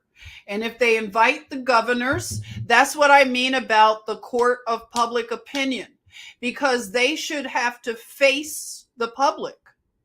Okay, so you were in Davos, so let's talk about some of the things that happened. They need to justify listening to the federal government and doing these lockdowns that absolutely decimated a lot of small business. They shouldn't be left off the hook for these things. And when they talk about the next thing that's coming, they're talking about a pandemic of the infrastructure, like having power outages that we've never seen before. So they're already broadcasting the next thing that they're going to create. Their de facto world government. So they want to do something where a scenario, they play out these scenarios, but that's what they've been talking about. The power grid going out. So again, not to move in fear, but they do broadcast their plans. They did it with this pandemic. If anybody was paying attention, they were talking about and having plays, and they were talking about these things, and some of them are talking about another one. They're trying to do another variant and stuff, and it's not going to work. Their bio stuff, I don't think they're going to get the buy-in again. I think they played their card with that one. That was a one and done. So they have to move to another thing. And so it's climate, and you got Greta getting arrested, so-called. And actually, let's go back to Twitter a minute, because Greta was interviewed by Ezra. Ezra was asking, he even asked, like, if I saw Greta, Ezra Levant is his name from Rebel News. Okay, so he did something with Greta. It's kind of cute, though. I mean, I know you guys don't like Greta, but let's play this, where he talks about her arrest. It was kind of funny. It's so crazy. It's so weird. It's like she was part of this whatever Andrew Tate thing, and then now she supposedly gets arrested. But you saw the pictures where she was just walking. Dutifully transcribed. Would you say you're a child actor? Are you a child actor or an expert? How would you describe yourself? Ezra Levant here for Rebel News. I'm standing outside the CNBC studio, one where the vice president threatened to clock our friend Avi Yamini. Of course, it's where all the VVIPs pop by to give their propaganda message, dutifully transcribed by the media party here. How dare you? It is the most important person in the world, according to the World Economic Forum. It is young Greta Thunberg. So we'll see if we can catch a minute of the young lady's time. Greta, how many times did you rehearse your arrest at the German coal mine? How many times did you rehearse it? Because it looked staged. Is it true? Okay. How many times did you rehearse your arrest, Greta? How many times did you film your arrest, and why was it staged that way? Greta, considering you've not spent much time in school, how do you know so much about climate change? Greta, maybe you want to talk to a real journalist. What did you talk? You here in Davos? Was it successful? Greta, as a real journalist, is climate change as real as your arrest? Greta, how far are you willing to go? You're willing to break the law. Will you renounce violence? Will you renounce violence, Greta? Or do you support Antifa? You've worn an Antifa shirt before. Are you in favor of Antifa? Greta, how did you get here today? What was your climate footprint in traveling here? What's your plan while you're here then? Private. What? Will we have a Fridays for Future demo tomorrow here? Greta, how do you feel about discussing climate change with the delegates here when nearly all of them take private jets? Do you think at least the fact these delegate jets is a bad thing against what you believe in? All of this could be done via Zoom, so surely you should be encouraging all the delegates here, especially the likes of US Special Envoy John Kerry for Special Envoy for climate change. Surely you should be saying to these people, you should be doing this via Zoom with a much smaller carbon footprint, surely? Greta, avoid my questions if climate change is a con. Greta, what do you think about this? Well, I think that's enough. Greta, energy prices in Europe have never been higher. Is this a good thing or a bad thing? Are you happy that natural gas is so expensive so people can't afford it, or do you think that's bad?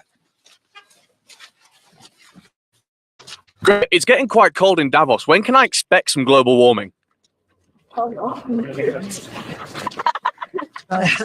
Greta, would you say you're a child actor? Are you a child actor or an expert? How would you describe yourself?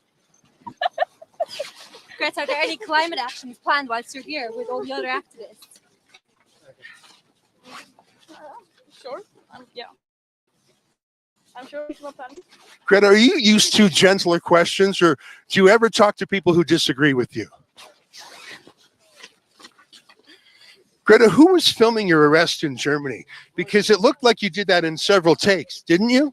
You were posing with the police.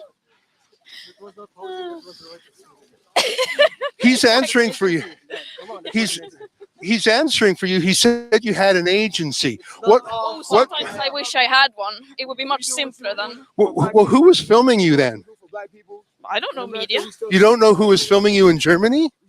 He said he knows. He says it was an agency. News agency, you idiot.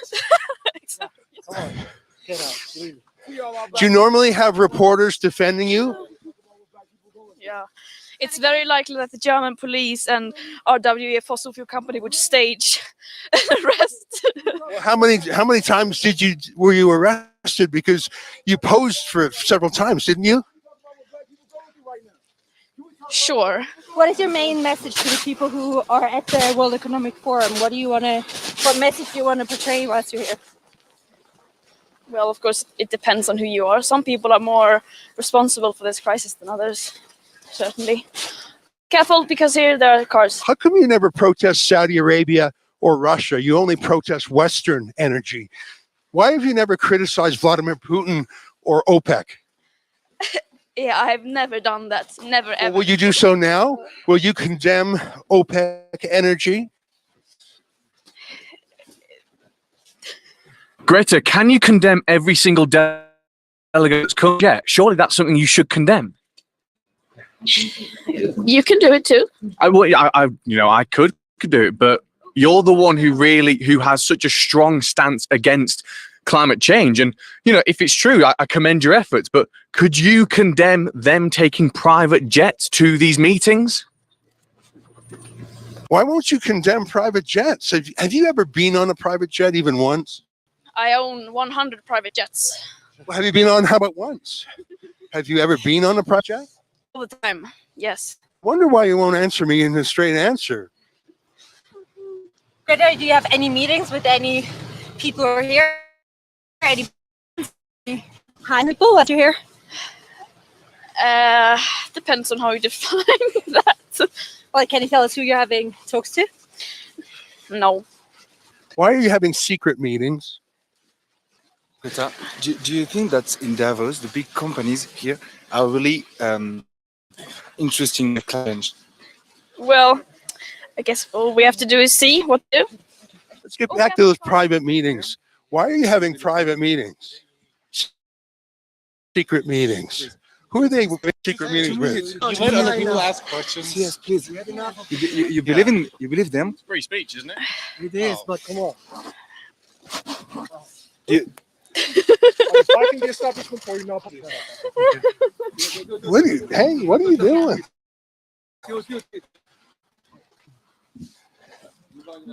When it comes to solving things like climate change and heading in a different direction, do you agree with criminal damage caused by groups such as Just Oil in order to get the climate message across? Do you think it is justified? Are they called Just Oil? That would not be a very good name for... Sorry, Just Stop Oil. Greta, this is your opportunity right here. You don't seem to be taking it very seriously. Sorry? This is your opportunity to stop and tell us what you care about and what you're fighting against. You seem to be joining the establishment, not fighting them anymore. You're not one of them. One of who? Well, the people in the private jets and the helicopters flying in here to tell us. It's because I have many private jets of my own, yes. It's okay. I want to move here. The point being, you have to condemn all of them equally, otherwise it's hypocrisy, right? No? I don't see how that's funny. I don't take anything seriously, so I laugh all the time, so don't take it personally. Okay. Greta, where did you learn everything you know about things like climate change? Where did you learn all that? Yeah, that's a good question. I wish I knew. So if you wish you knew, how do you know so much? Surely if you know so much, you would know where you learned all this from, surely. Who has said that I know so much? Well, because you are deemed as an expert worldwide when it comes to climate change. You speak on global stages when it comes to climate change. And ultimately, some of the things you say lead global policy. If that was the case, then the world would look completely different, I assure you. What would you like to do to make the world look completely different? That's a fair question, surely. First, I would like to eat down, maybe. Are you going eating bugs to save the planet for this lunch? I think I'm going to take...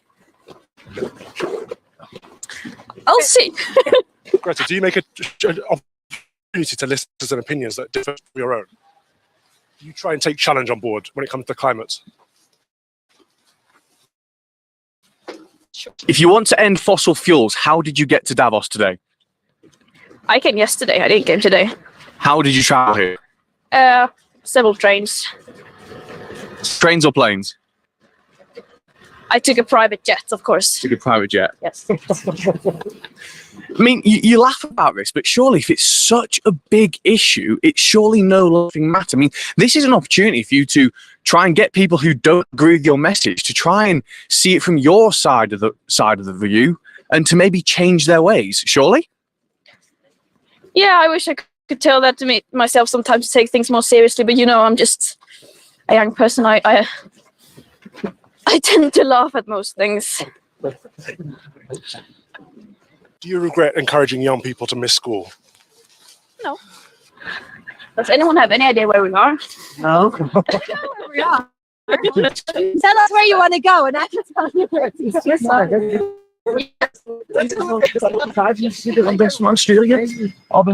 Greta, who operates your Twitter account for you? Who operates your Twitter account? Oh, that's me. That's why it's so bad. I hate Are you the only one who does it, or do other people help you? Unfortunately, I'm the only one. So no one else works? And all your social media, do you write it, or does a PR agency write it? It would be much easier if I had a PR agent that would write everything, to be honest. I think you laugh when you're nervous. Is that right? All the time. Greta, how do you deal with all of this? All people caring about what you have to say, listening what you have to say. Pretty big voice. How do you deal with all that pressure? I don't know. It's a bit weird. People seem to care what I think about things so much. But you love it, don't you? You always put yourself in the public. You're not a private person. You love it. You're a celebrity. Are you a celebrity or a child actor? How would you describe yourself? Who do you count as your chief advisors?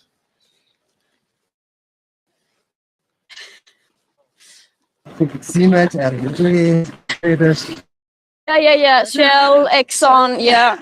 It's quite something that the media are answering just for you. That's amazing. We're just joking. Same questions again and again. You're asking the same questions and we get bored, you know? Yeah. Not only we, I guess.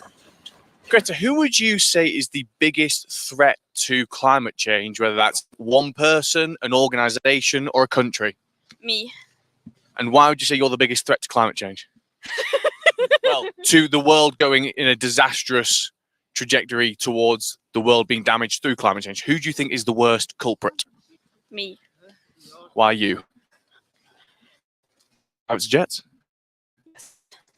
Where do you stand on China and their climate carbon footprint? Yeah, as a climate activist, of course, you love when people emit carbon dioxide. Yeah, that's really our thing.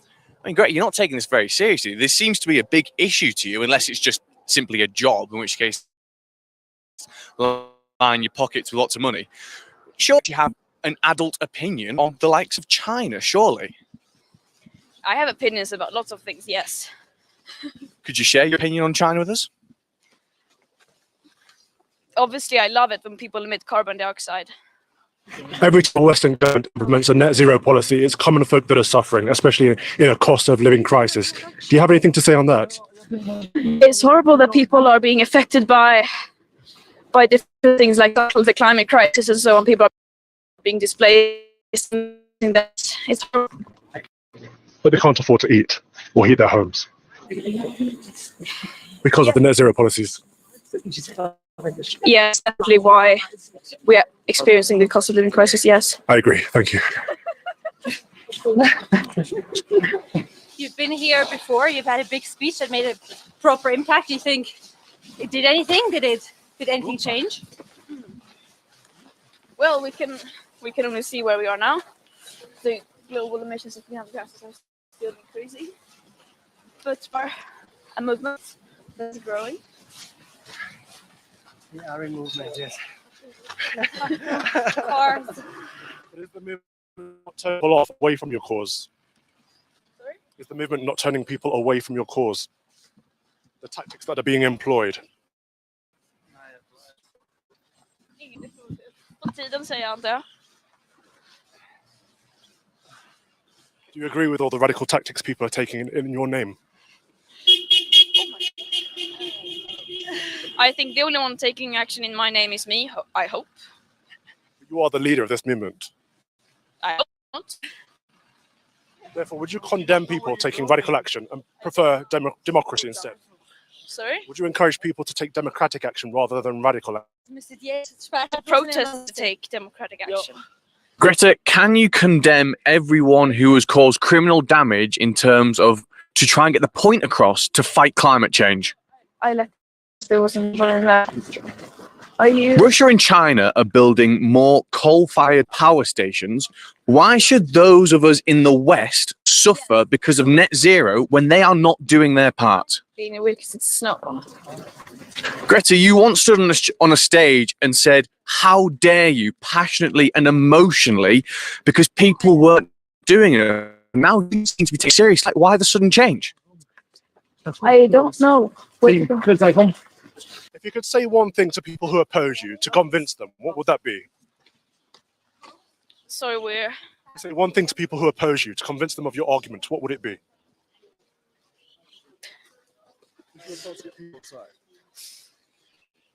I wouldn't say anything. But surely if you cared about climate change that much, you would surely say something to try and get them to want to do something else about the way we are going in terms of climate change. Mm-hmm. Thank you. This has been a pleasure. We're gonna leave now. We would appreciate if you didn't follow. Thank you. Thanks, Greta. Thank you. Well, there you have it. Greta Thunberg walking and talking for quite a while with several Rebel News journalists and several mainstream media journalists who sometimes even answered questions for her. They knew the script so well. I think the thing I was struck by, and come here, there's a journalist saying we were correcting you, dude. That tells you about the kind of media that are normally covering Davos. They're narrative enforcers, they're conformists, and they don't ask skeptical questions. But in the case of Greta Thunberg, what was so striking was, as my colleague Callum Smiles pointed out, this is the young woman who stood at the United Nations and said, "How dare you? How dare you?" and mustered her fury. But when she was asked question after question, and I mean legitimate good faith questions, she giggled. she laughed, and in some cases, she said absurd things like, I have 100 private jets, or I like coal. And none of it made sense to me other than my realization of who she is, where she's from, what her parents are like, and that she really is a child actor. I think we just learned everything there was to learn about Greta, and I'm so glad we caught it, because we were waiting about 2 hours in the bloody cold for that. So thank you, Callum. Thanks to our hardy cameramen who are freezing. Benji, great work. Thank you very much, Ed, for being right on the spot. And what a pleasure to have Calvin with us to bring another point of view. Calvin, a very thoughtful presenter at GB News. What a pleasure to have him here. Another very interesting day here at Davos, and it pays off to wait for these VVIPs. Last point, you'll remember there was an enormous crowd out front. There was probably 50 people at the height, and Greta was simply taking her time to come out. I have not seen 50 people muster for John Kerry, the former Secretary of State. I have not seen 50 people muster for Tony Blair, the former British PM. Greta is their prophet, and she has been insulated from scrutiny. Well, we're called Rebel News for a reason, because we ask questions that other people don't like. Callum, congratulations. Calvin and the rest of our team, another great day at Davos. To see all our footage from all our different interviews and all our different scrums, go to wefreports.com. If you think this kind of journalism that you've just watched is unique and valuable, and I think it is, please chip in a little bit to our crowdfunding. We brought a crew of 7 people with us from Australia, Canada, and the UK. We flew economy class all the way, but if you can help us cover those costs, you can do that at wefreports.com. Thanks very much. And we still got 2 days of action, so keep coming back.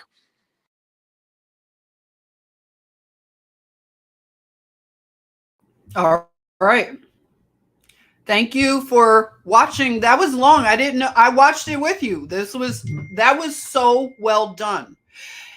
If you're not following the work of Rebel News with Ezra and Avi and the team there, I think they deserve our support. That is what journalism used to be like. I remember journalists doing investigative reports and things, right? Girl Code's here. Sissy, I was about to call or text you. I'm so glad you're here. I decided to go morning. I didn't know I would be doing such a long stream. Fab, wasn't that good, Sissy? Karen is saying Davos, how countries raise money if they, corporate agendas. We're watching how this what is it called? A corptocracy has, they facilitated the draconian mandates. This is how they solidified and balkanized their power through corporations. And this is how you could go into a Starbucks and see all that stuff on the floor, 6 feet apart, 6 feet apart. They had it all ready, right?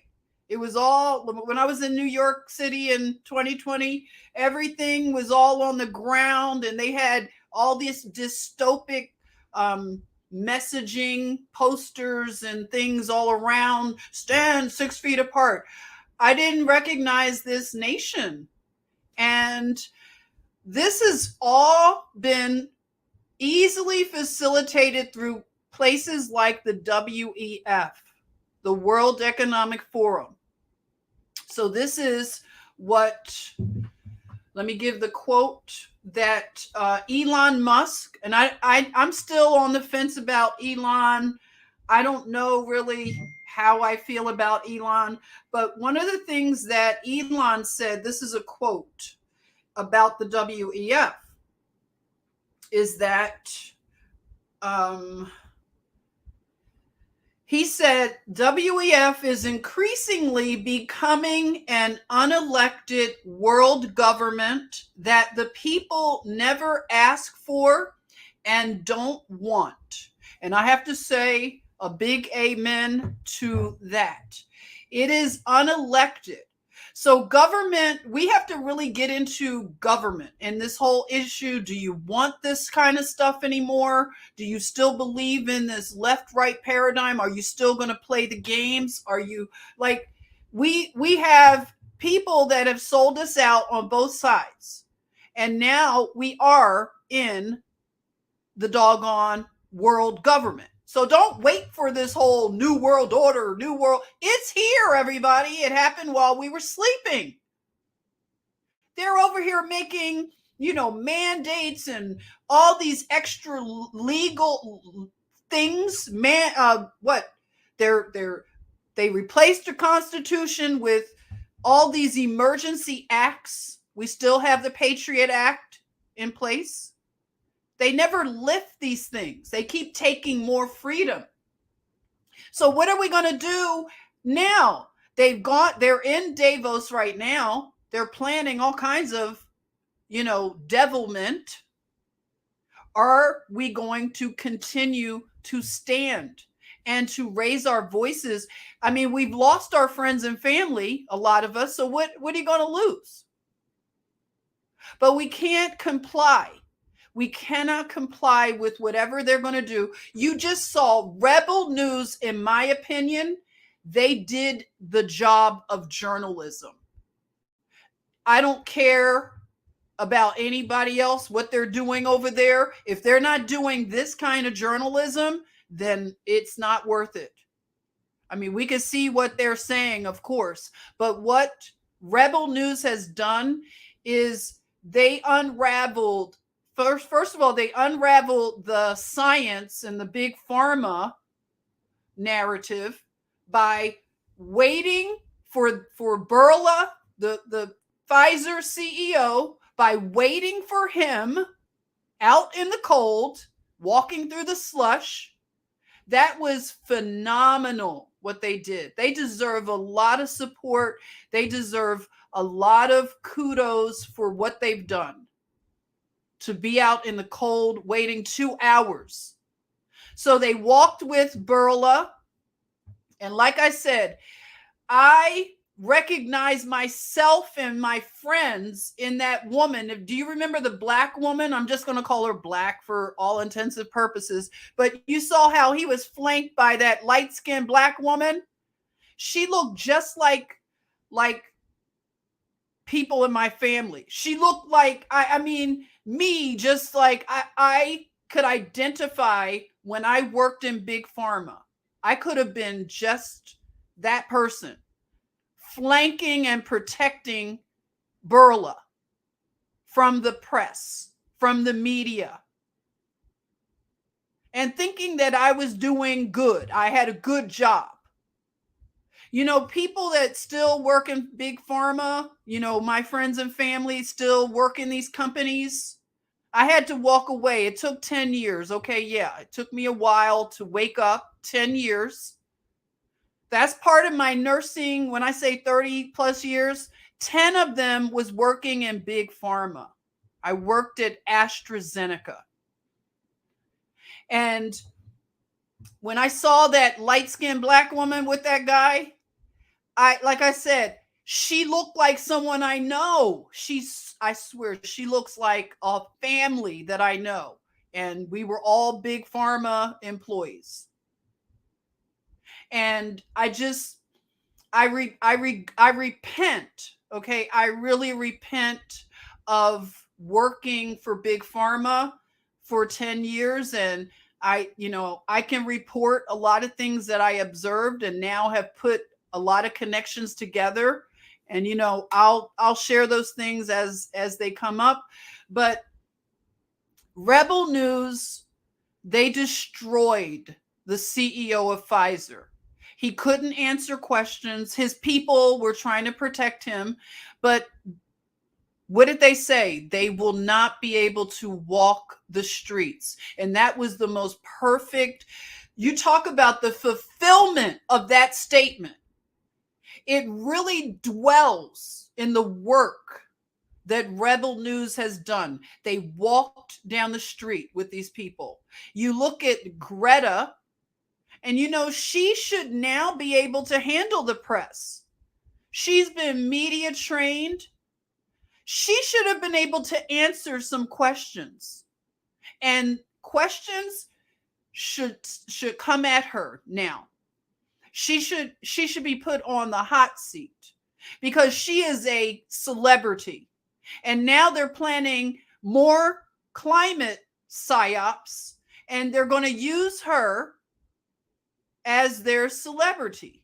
She's making tons of money. She was coy and coquettish, giggling like Kamala Harris at serious questions. No, she's not a child anymore. She's an adult. And now she needs to put on her big girl pants and answer questions. That giggling is not acceptable. Not when she's getting millions of dollars and she's being represented by how many corporations and NGOs or whatever. She needs to answer questions. This giggling, and Kamala Harris and all these people, they think the giggling that's turning people off. And hopefully Greta will be seen by the people who look up to her. That this kind of thing needs to go viral. So please share these kind of things in terms of, you go to Rebel News, you can find them like I did on Twitter, and share that kind of stuff so that people who are impressed with her, they can see she can't answer questions. The media was answering her questions. Hey, PH Joy. She is an icon, and that's why they have a lifelike mask of her. Yeah, she's an icon. Joseph says it's happening in Ireland too. Boots on the ground, rebel media chasing them down the street. I love it. And also another one is Veritas, Project Veritas. They have done great journalism. They were deplatformed a lot. They caught another pharmaceutical executive. It was a woman, and she was a nasty one. And they caught her. She was out in her neighborhood jogging, and they came around the corner like, "Hey, what's up, sis? Here's the mic. Answer some questions." And she looked and she ran, and she's like a big girl. She was kind of like, she had that pear-shaped body where she was like small and then kind of wide in the middle. But baby, she lifted that big butt and ran. Do you remember that video? Because I shared it on my Instagram that was taken down.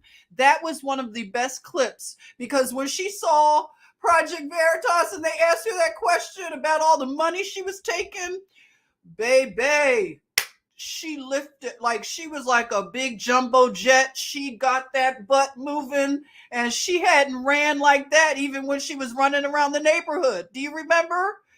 That big girl moved. She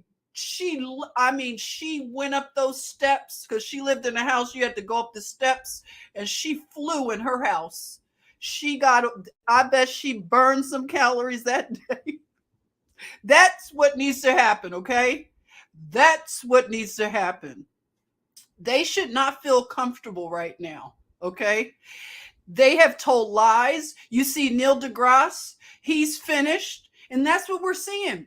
The court of public opinion, right, Sissy? We were talking about the court of public opinion, everybody.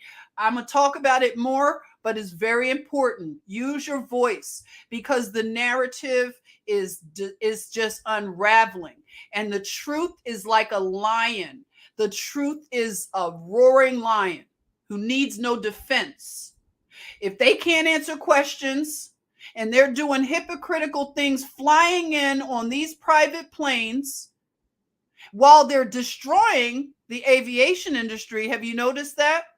They are destroying the aviation industry. But meanwhile, they'll still fly on their private jets. But we need more media. We need more creative media to rise and find them when they're coming off of their G4 and G5 private jets, and put a mic in their face and ask them questions. They can't answer questions. All they know is the psychological satanic programming. And a lot of them are order followers. They follow orders. I was just following orders. That is evil. If you are on the fence and you've been pushing jabs in people's bodies, you better leave that job. You better stop what you're doing because it's not going to work out well.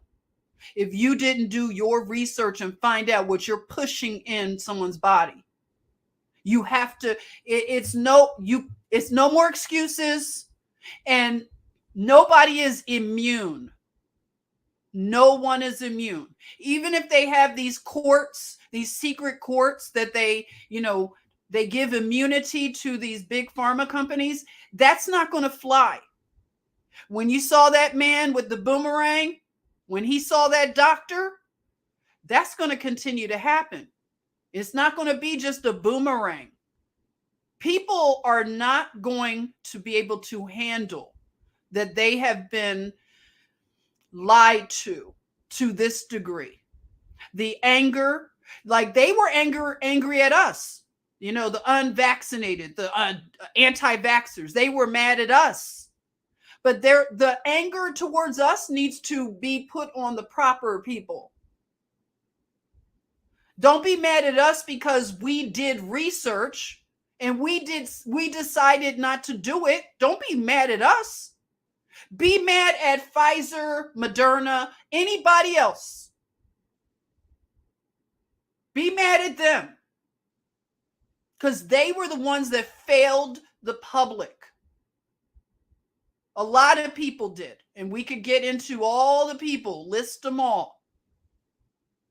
But we're at a time now where people are waking up to the fact that they were lied to, and it's not comfortable. And you can decide if you're going to embrace them, forgive them, whatever.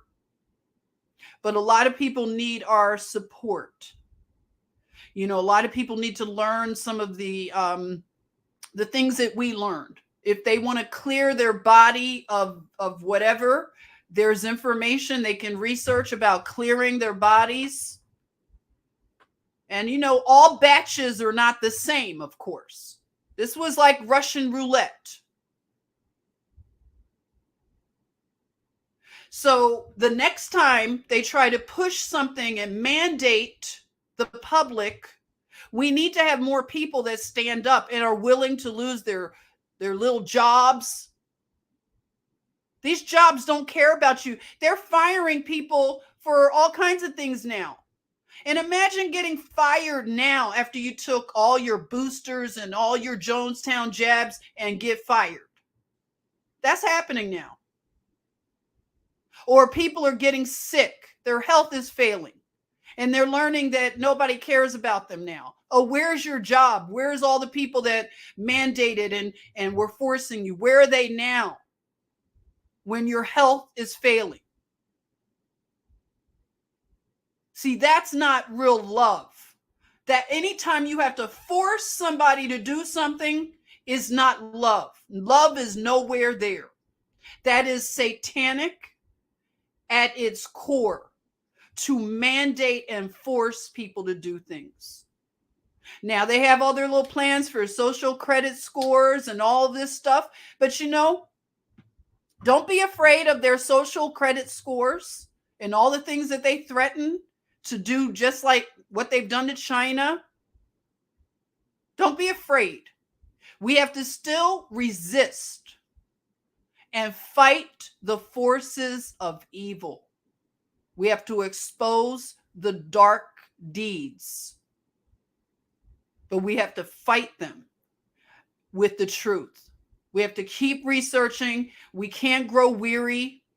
No fear, right, Juan? No fear. Remember, you got this far. One of the biggest psyops ever. And you resisted it, or maybe you regret. Maybe you fell prey to the force and the pressure.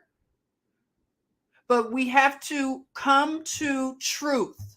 And we cannot continue to give these people the respect and trust. They don't just get trust because they're called a scientist. Look at Greta. She's a climate expert. And all she did was giggle like Kamala Harris. And those weren't hard questions. She should be able to answer really difficult questions because that's her specialty. She sits in meetings with billionaires. She has the ability to go and learn things right there, go fly to a place and see it firsthand. There's no excuse for that woman to giggle, and that's okay. It's not okay. Thank you, Allie. God's Allie. Thank you for the super sticker. Thanks so much. I appreciate it. Maybe I'll do this morning thing again. I'll let you know, of course, give you a heads up. Thank you so much for joining. I know I go long, but I wanted to share this, Hey, Sentinel, how are you? Welcome. If I've missed you, I'll get to see you in there. Sentinel says, oh, you're welcome. Oh, thank you so much, Sentinel. You know I love you. Blessings in Spain. Keep standing in Spain and all over. We have our British, our Irish brothers and sisters joining us all over. And we the people have to maintain our sovereignty as just a nation, as a people. And we can't allow these, private jet billionaires, unelected government. We don't even like the government we have here on our own soil. How are we going to let these goobers over in Davos tell us, how to live? That's ridiculous. They're not authorities. And they realize it because they're having panels talking about trust and how, fake news and misinformation, disinformation. We are a threat to them because they cannot pull the wool over our eyes anymore. We are a threat. And even little channels like mine, they go after little channels who shouldn't even be visible to them, right? No threat. But they took a channel down already. They do everything, shadow ban us, everything. They got a guy named Anomaly. Do you guys know Anomaly? He did a song called All My Friends Are Shadow Banned. And I think that's so fun. We need people like that. Come up with some creative ways to document this stuff. Desi De La Fe. Hello. Hey. We're meeting in the morning. Look at that. Yeah. So continue to put the pressure on these narratives. They are falling apart and they're not able to walk in public among us, not easily anymore. And we have to talk about how we get to the remedies and solutions for getting the minds of the young people detoxed from this agenda. I hope it doesn't have to be that they have to be harmed and that's the way they wake up. I wish it wouldn't have to be that way. And people would just wake up to the things now that we had.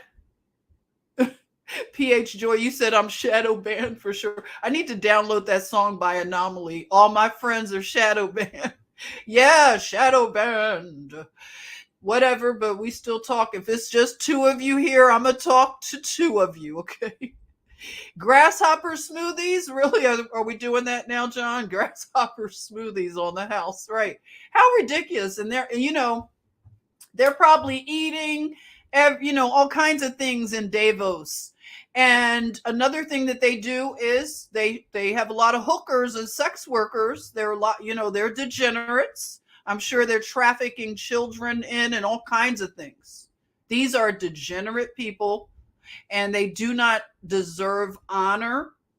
They're not our government. They do not represent us and they know it. They know we're not listening to them. So they, what are they going to do? They're desperate. Hey, Aaliyah, you enjoyed it? You need to find that hairbrush. Oh, good. I did my hair right here. So maybe we'll do a get ready. I'll do my Princess Leia buns for breakfast. We could have, what are they? What are these? Danish. Okay. Danish. So you watched me get ready. Thank you. It was a long one, right, today. This hairbrush is called Swissco. I hate that it's called Swissco. We're talking about Switzerland, Davos, Switzerland, and I'm brushing my hair with a Swissco.